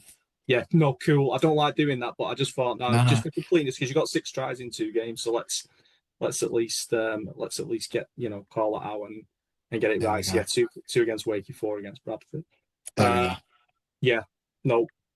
Bang on. Let's fast forward a bit. You spent a game in 2016 at Newcastle Thunder, but let's fast forward a little bit further on. So we're going after the £1 million game now, aren't we? Yeah. So we're looking at your return to London, and Hull KR have just been relegated from Super League. So do you want to talk us through that sort of move back to London? Yeah, obviously the move back to London came through Hull getting relegated. Really, I think it was a time where that relegation period was really tough on players. Obviously, you wasn't out looking for clubs because you were contracted. When we got relegated in 2015, I think I had another year on my contract with Hull KR, and I was under the impression, obviously, that I've got a year on my contract and we've got time to kind of prepare and fix. Yeah. But that ultimately never happened. It was £1 million game, and after that, it was the club got to do what they needed to do. They needed to cut money. They needed to thin the squad down and prepare for a team in the Championship. And at the time, it was really tough to take because it was so late within that preparation period where you're going, well, I've got to sort myself out here. And obviously, being from London, the opportunity came up to go back home, and it was one that I jumped at. It was an easy choice because I was moved out of my comfort zone, going to Hull and trying to develop as a player. Obviously developed and moved forward. Good games, bad games. Learned from them games in between, and the opportunity to go back home was something that I took the hand off and said, yeah, let's do it. And to be back to the club, what gave me the starting opportunity was always nice. And again, I stayed there I think I was there for 4 years after that and enjoyed every minute of it. What were some of the highlights in that period? So in that period, the highlights for me was the team we had. I think I spoke about it yesterday after the game with Eddie Batty, saying like the feel that we had as a group. We never had any huge names when I first went back. There was no standout big names from either NRL or Super League that were in there. We had people that had played Super League. We had people that hadn't. but the team we had built was really good, and the journey that we went on together was incredible. Like I said, we got to the £1 million game against Toronto, and we was probably tipped to lose it. Toronto had signed ridiculous. They had a ridiculous squad, didn't they? In from that League One season to Championship, I think they was kind of tipped to be winners of that game. And I don't know if there's ever been a game that scored 4-2 in rugby. Is there? I mean, you're asking someone who credited you a minute ago, and I don't know off the top of my head, mate. Yeah, I mean, but anyway, I know what you mean, to, though. Yeah, it's incredible, that, isn't it?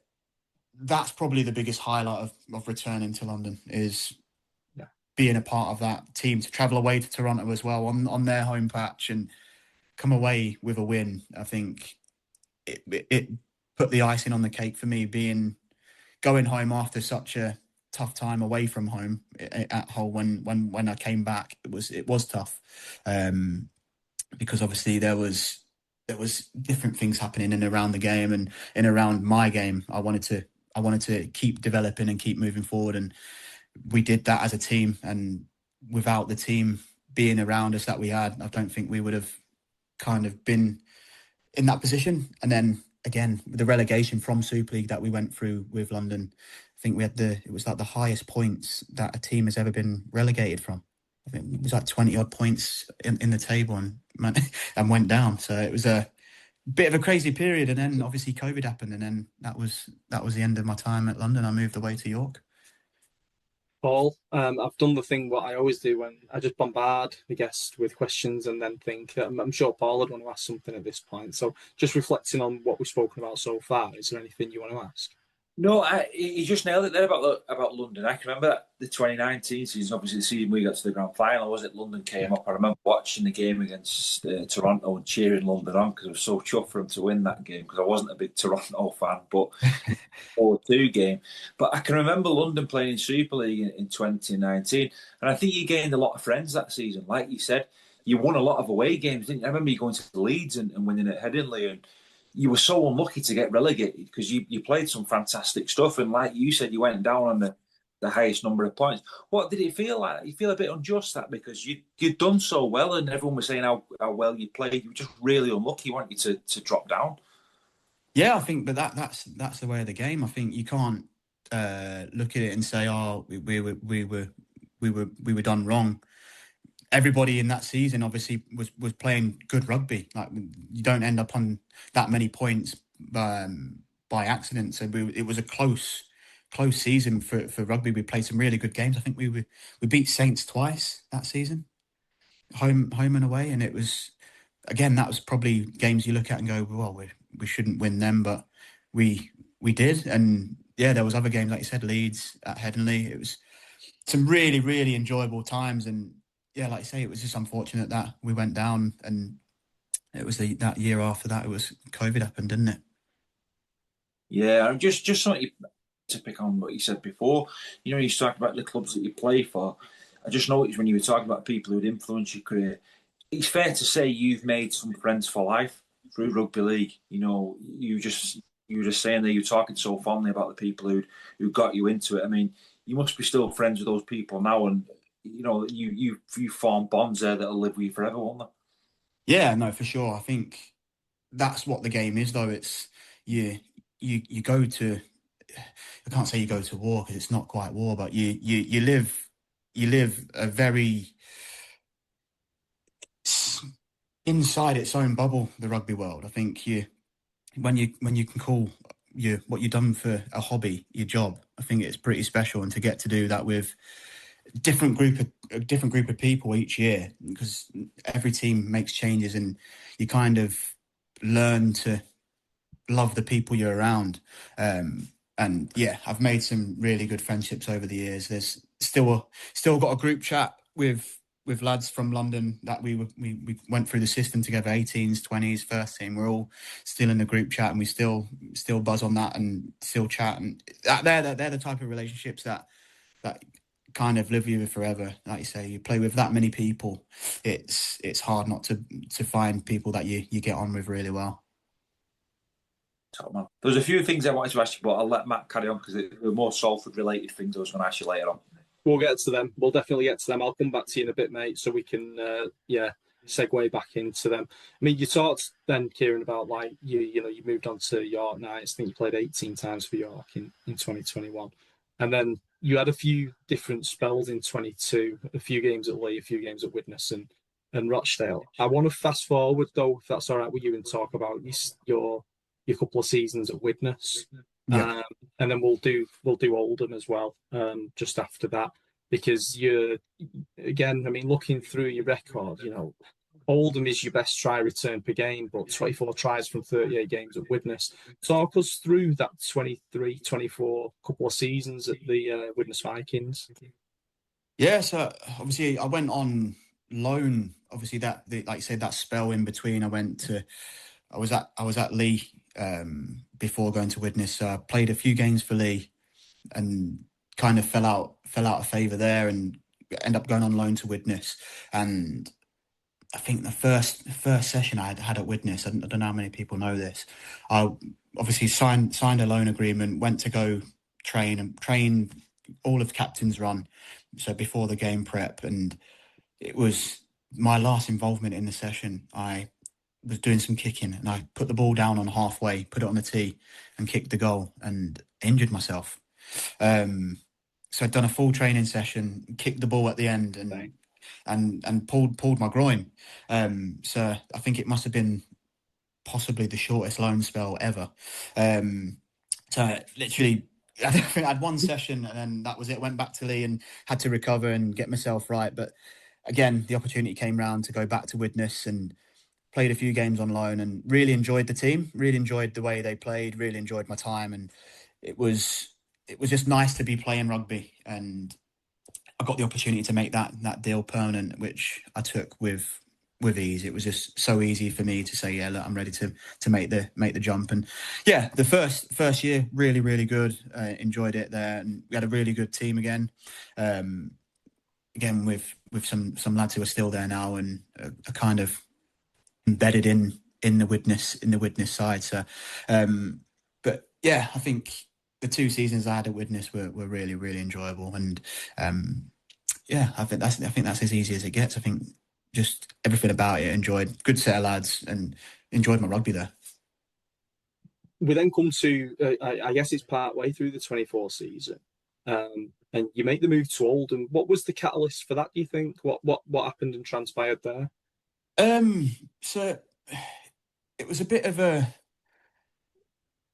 a mutual thing that. So basically, it was getting down to we was playing games and I wasn't in the squad week in, week out, and that's when it gets tough as a player when you're training and you're giving everything and you're not playing. And I'm not saying I threw my toys out the pram. It was discussions I had with the coach and we kind of got to a point where he said, like, you're not in the plans for next season. And I said, I understand that. It's not, that's the way the game is. I've been around it and I understand these things and understand how they work. And we came to an agreement. Just said, look, obviously I've got to look after myself and I want to make sure that I'm set for next year and set for life moving forward, really. And the opportunity came up and just said, look, if you can sort yourself and we're willing to let you leave.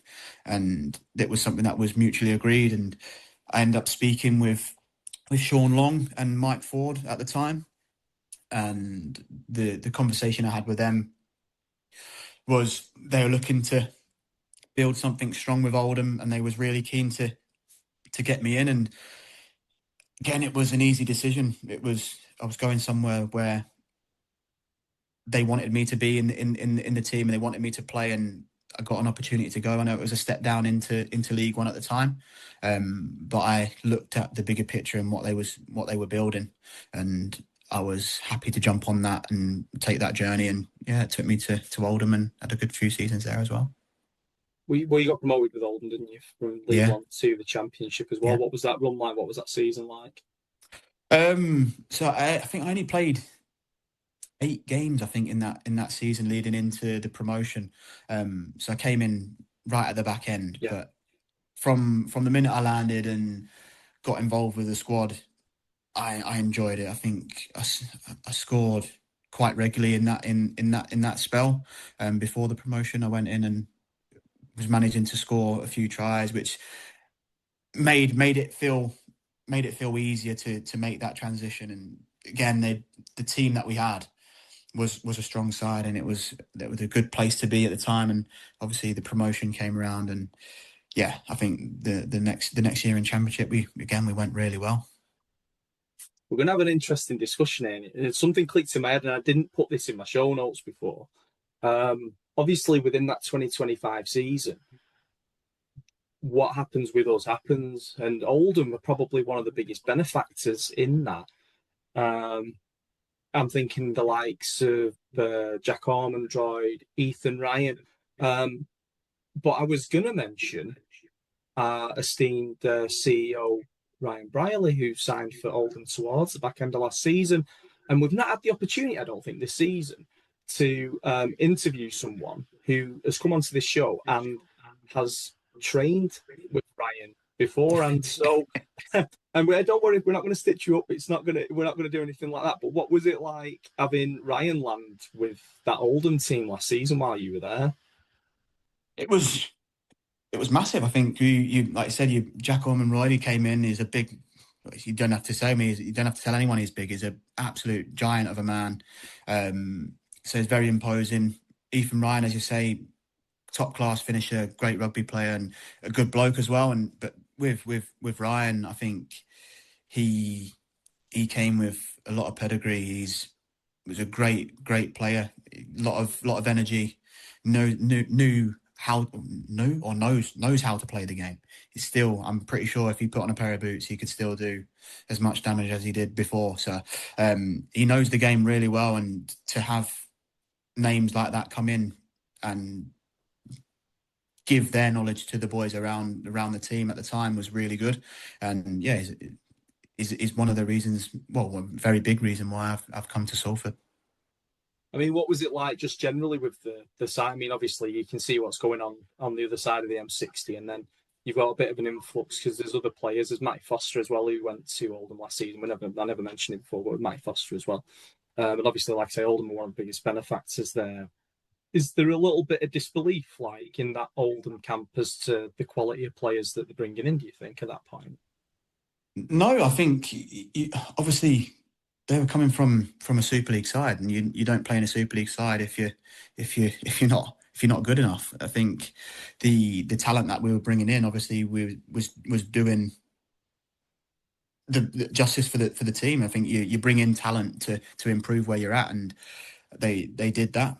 We signed, like I said, we signed some really, really good names, and to get an opportunity to play and train with people like that, it's really good, and it done us well.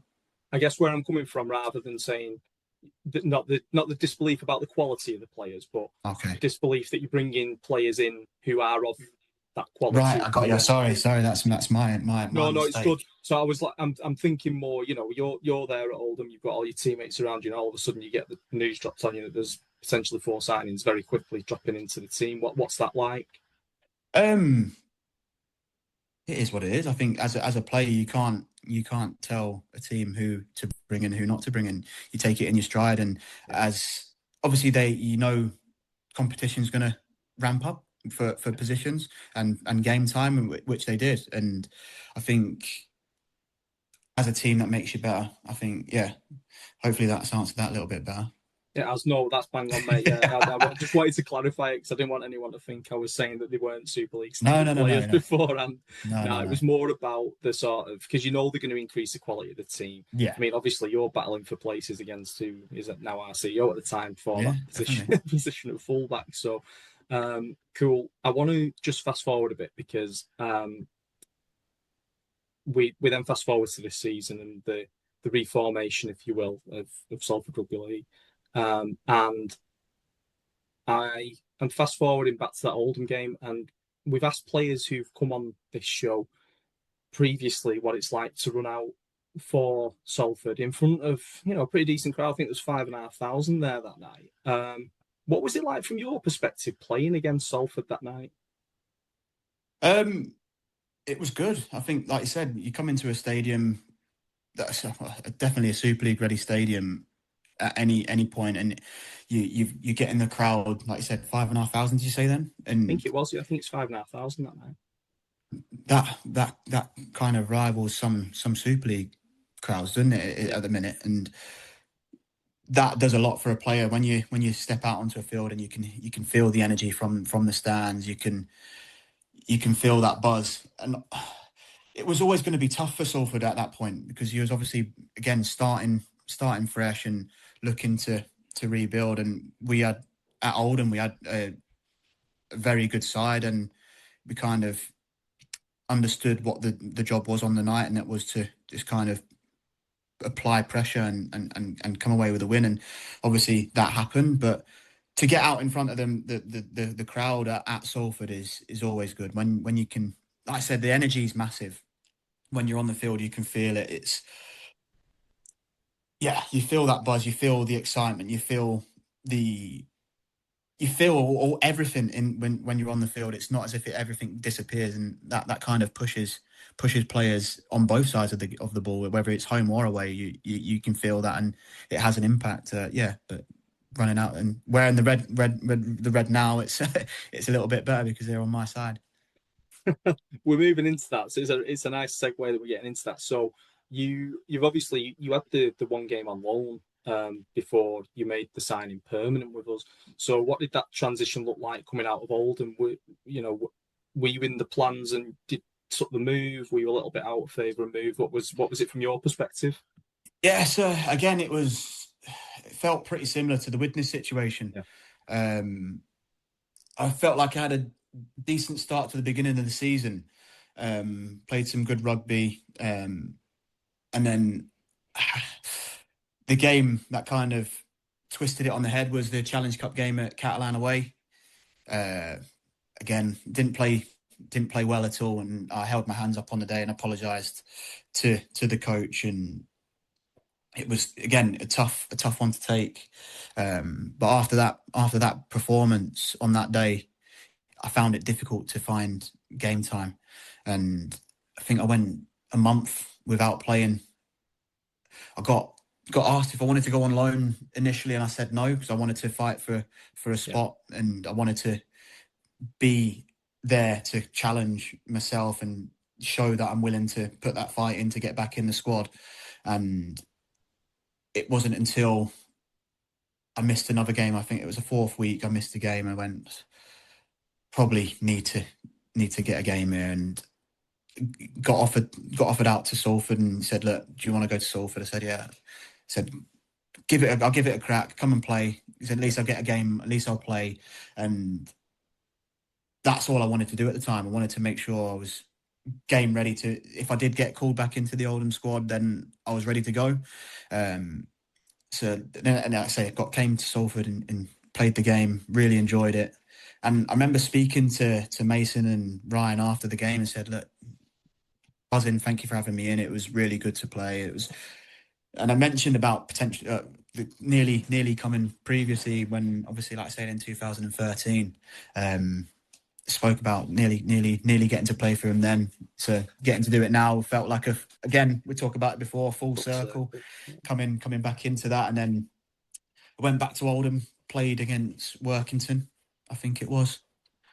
So I had one game, and then I felt like I played well in that game, scored a couple tries, had a decent performance. And the week after that, kind of fell back out of the team. And yeah, pretty much I just asked Killer at the time, like, what have I got to do to kind of keep that spot, keep my place in the team? And I understand he had a job to do, and he's got to pick the side that he feels is going to do the job. And I wasn't the one to do that, and it got to 6 weeks overall without playing. So that's nearly 2 months of a season without any games. Obviously, I played 2 in the middle of that, but as a pitcher, it's nearly 2 months without a game. And that was when I had a tough conversation. It was something that I wanted to stay at Oldham. I wanted to see out my contract, and I wanted that to be the case. But at the time, it just wasn't right. I wasn't going to play. I didn't know when I was going to get regular rugby. And for me, the conversation again led into, I need to kind of look at the right option for myself. Like I say, it's very similar to Witness. Had the conversation with the coach and just said, look, I need to make sure that I'm secure and I want to be playing rugby. And I didn't know what the future held. I didn't know where that rugby was going to come from. And I asked for a release from Oldham and got that release. And then I ended up having a conversation with Ryan, and it was a conversation that came pretty easy because, like I said, when I came on loan, I had a conversation and she said, I appreciate you having me in. I really enjoyed it, really felt the energy around the place. And I said, I liked what they're doing and what we're building at the club. I said before, like with Salford, you had a good team and there was a lot of money chucked at it. And I said, with this now, you could do the same thing and hope for a winning formula. But I said to Ryan and Mason that what I've seen is they're building from inside, and that's what makes a club. I think you build your core, and everything else can grow from it. You plant the right seeds, and you'll get the right flowers. You know what I mean? So that's kind of how that came around for me. It's very, very similar to Oldham. Saw a vision of what they're looking to do with the club and where they wanted to take it. And I'm at a point in my career now where I want to be able to help people around me. There's a lot of young lads in our squad who I feel like I can offer some form of help towards, like especially in the outside backs. And I'm not saying I'm a world beater of a player, but I've played some good games. I've played at a Super League level for a few years. So it's an opportunity that I've taken and seen the vision that they're putting in. And again, I'm buzzing to be on the journey with them. No, I love it, mate. Paul, I'm going to come to you for a minute because I feel like you had some Salford related questions, didn't you, that you were going to get into? Do you want to do that?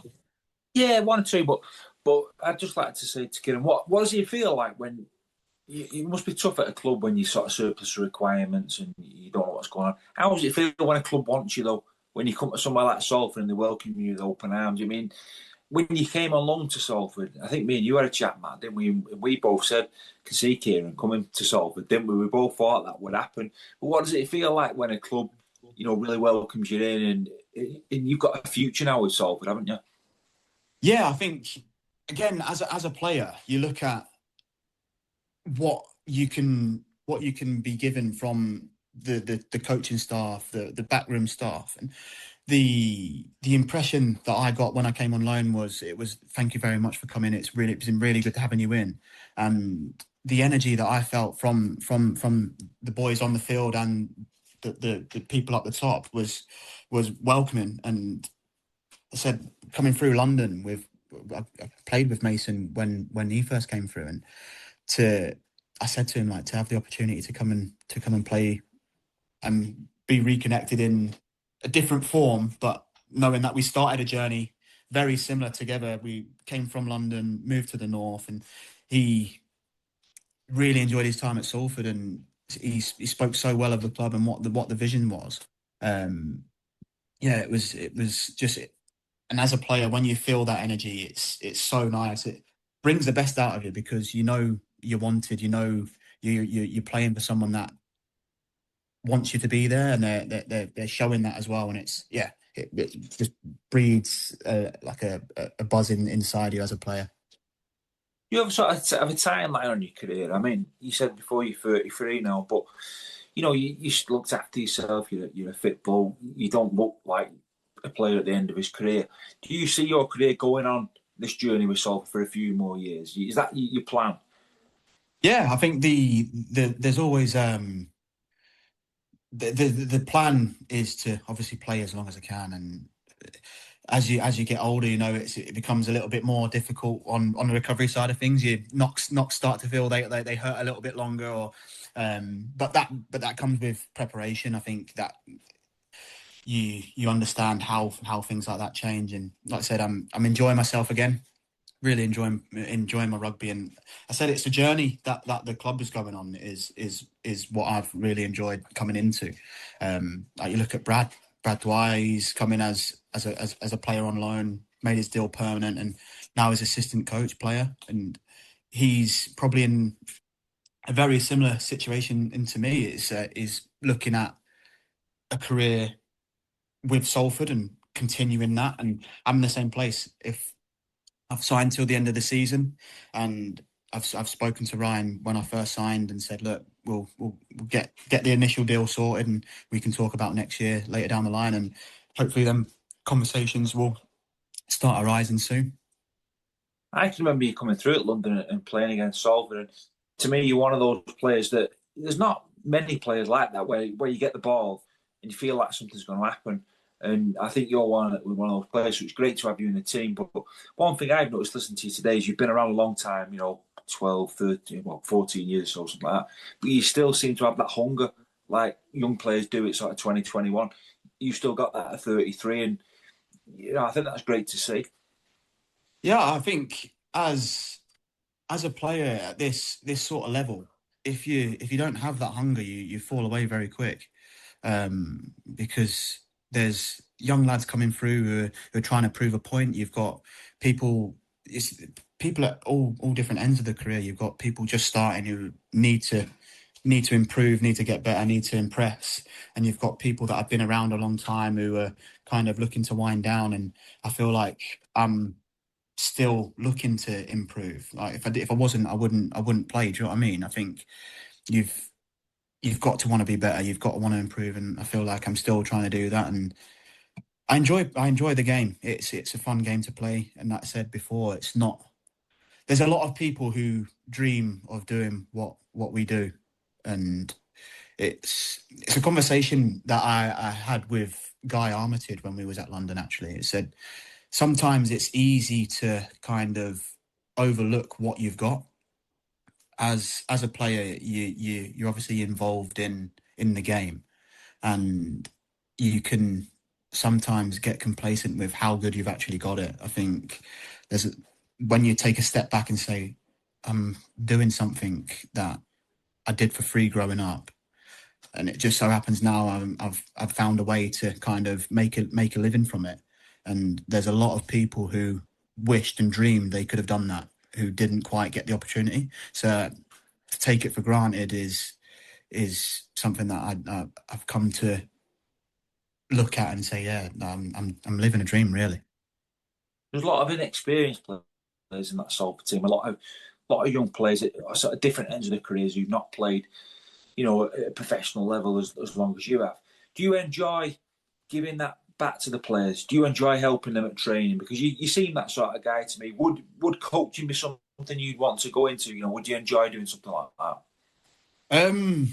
Coaching for me, I don't think I'm a coach. I think I'm more of a get told what to do, and I'll go and do it at my best of my ability. But I feel like I'm more of a one-to-one. I talk to people on a one-to-one. Like Toby is a good example. I think when I first came in, and said, look, we want you playing fullback, and I got to speaking to Toby, and they said, like, I'm not telling you how to play, but I really enjoyed speaking to him one-to-one and understanding what he's doing and trying to understand how he sees the game, and that's been really good. And then Lewis Pillen, he's again another one that I speak to a lot, because they're the two people who are in a position that I've got to follow around. So I've got to understand how they like to play and what they like to do on the field. And yeah, one-to-one is probably where I would say if I was ever going to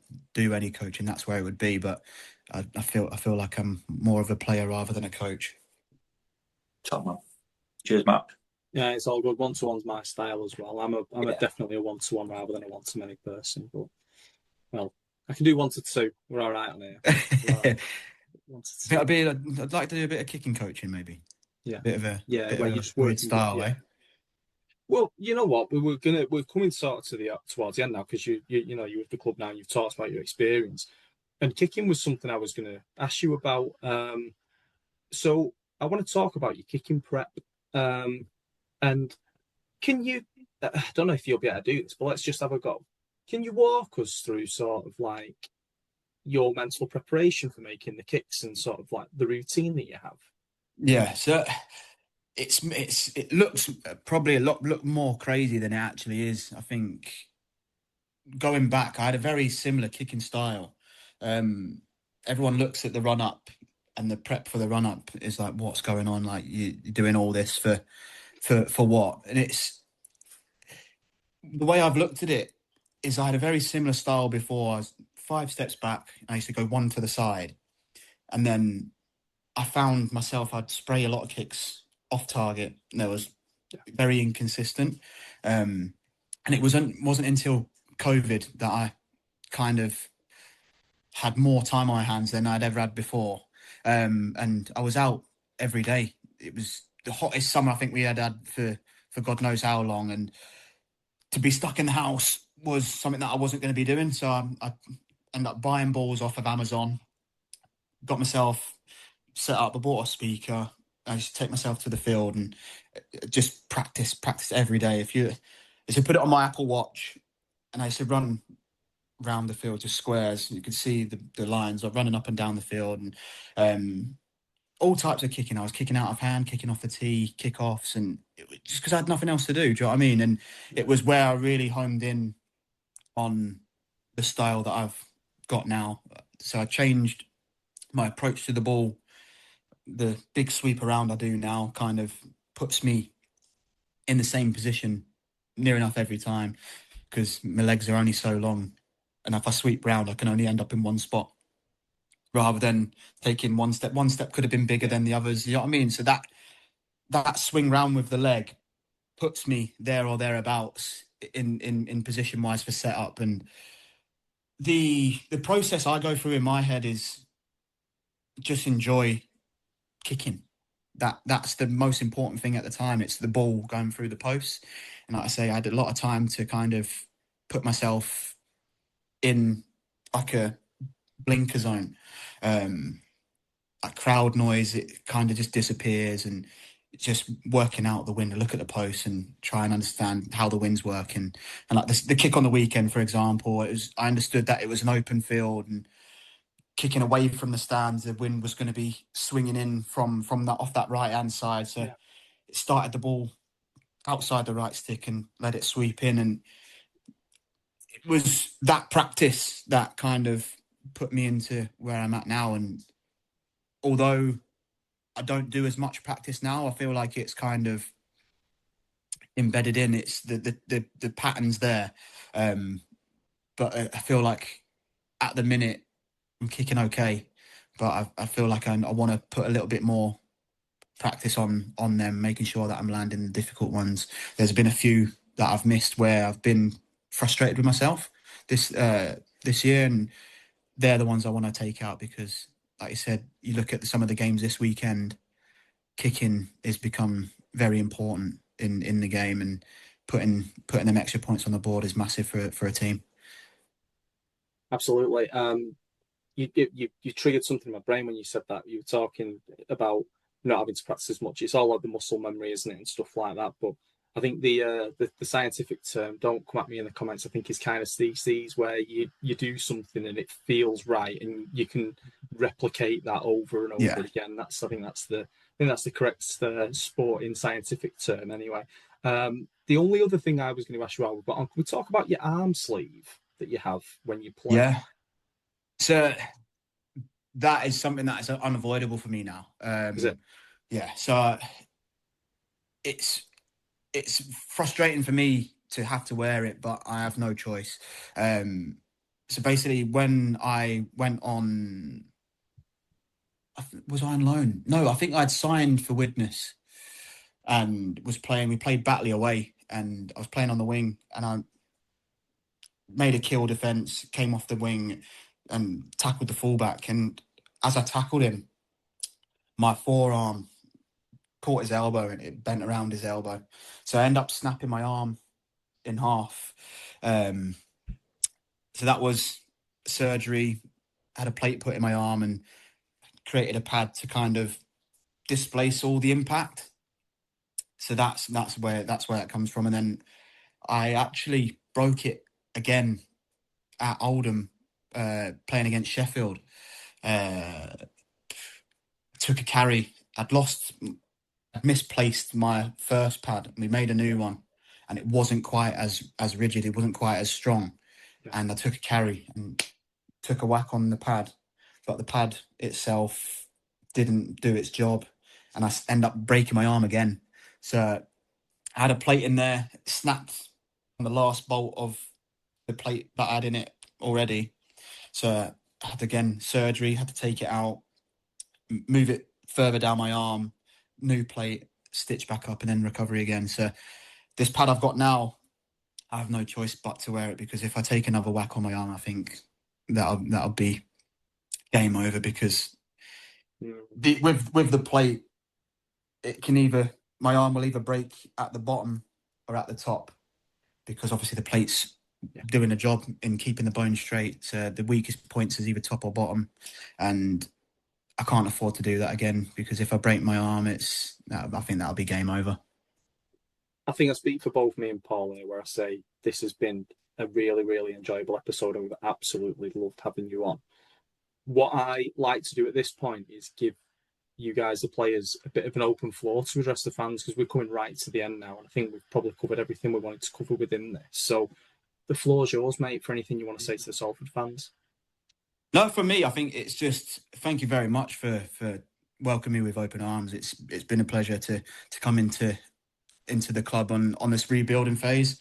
It's been really enjoyable. Got to know some of the fans already, and just to see them faces on the seats and in the stadiums, home and away. Again, we've travelled really well away, and yeah, I just want to say thank you very much, and hopefully I'm delivering on what you expected, and hopefully I can bag myself a couple of tries ASAP. This weekend, mate. This weekend it's going to happen. This weekend. No, just stick with us for a minute. I'm just going to do a quick wrap up. Paul, you all right with that? Is there anything else just before I do? No. Like you said, I've really enjoyed it. It's been a fascinating listen. Kieran's somebody I followed, his career, watching rugby league. I remember him coming through at London. It doesn't seem that long ago, to be honest with you. But no, it's been fascinating to have him on, and I'm just glad that he's finally ended up at Salford, and he's our player now, and I'm looking forward to seeing him blossom at Salford. Yeah, I couldn't agree with you more. I remember us talking about it when you'd been on loan and then you were out of favour again at Oldham, and I thought, I wonder if there's a possibility. And then luckily we are where we are, and yeah, we always say absolutely delighted to have people on, but we're absolutely delighted when we signed you and then subsequently got you on. So now it's been mint. Stick around for us for a minute and we'll just do a quick wrap up. Thanks for having me, fellas. No, absolutely not, mate. Thank you for making the time. We've been on for 2 hours, haven't we? So thanks for making the time for us on this Monday evening. Just to wrap up then, we're on Buy Me a Coffee. There's a QR code in the bottom left corner of the screen. If you like the work that we're doing within this podcast, feel free to support us. That's a good way of doing it. We've got some pin badges. I brought some with me to the game at Hunslet, but I never saw a couple of people that I've been looking to give them out to. Paul Turney actually bought us one since the last episode, so I've got a pin badge for you as well, Paul. So drop me a message and we'll get that sorted out. Other than that, we're on social media. So we're on Facebook, Instagram, X and TikTok, and posting everything on there, from clips of this episode and other episodes, all the way through to the interviews post-match and some of the stuff that we do around game day as well. That's it for us though. Bumper episode, 2 hours long, longest one on record. You're beating the records, mate. So thanks for jumping on with us, and have a great week, Reds, and bring on the Salford.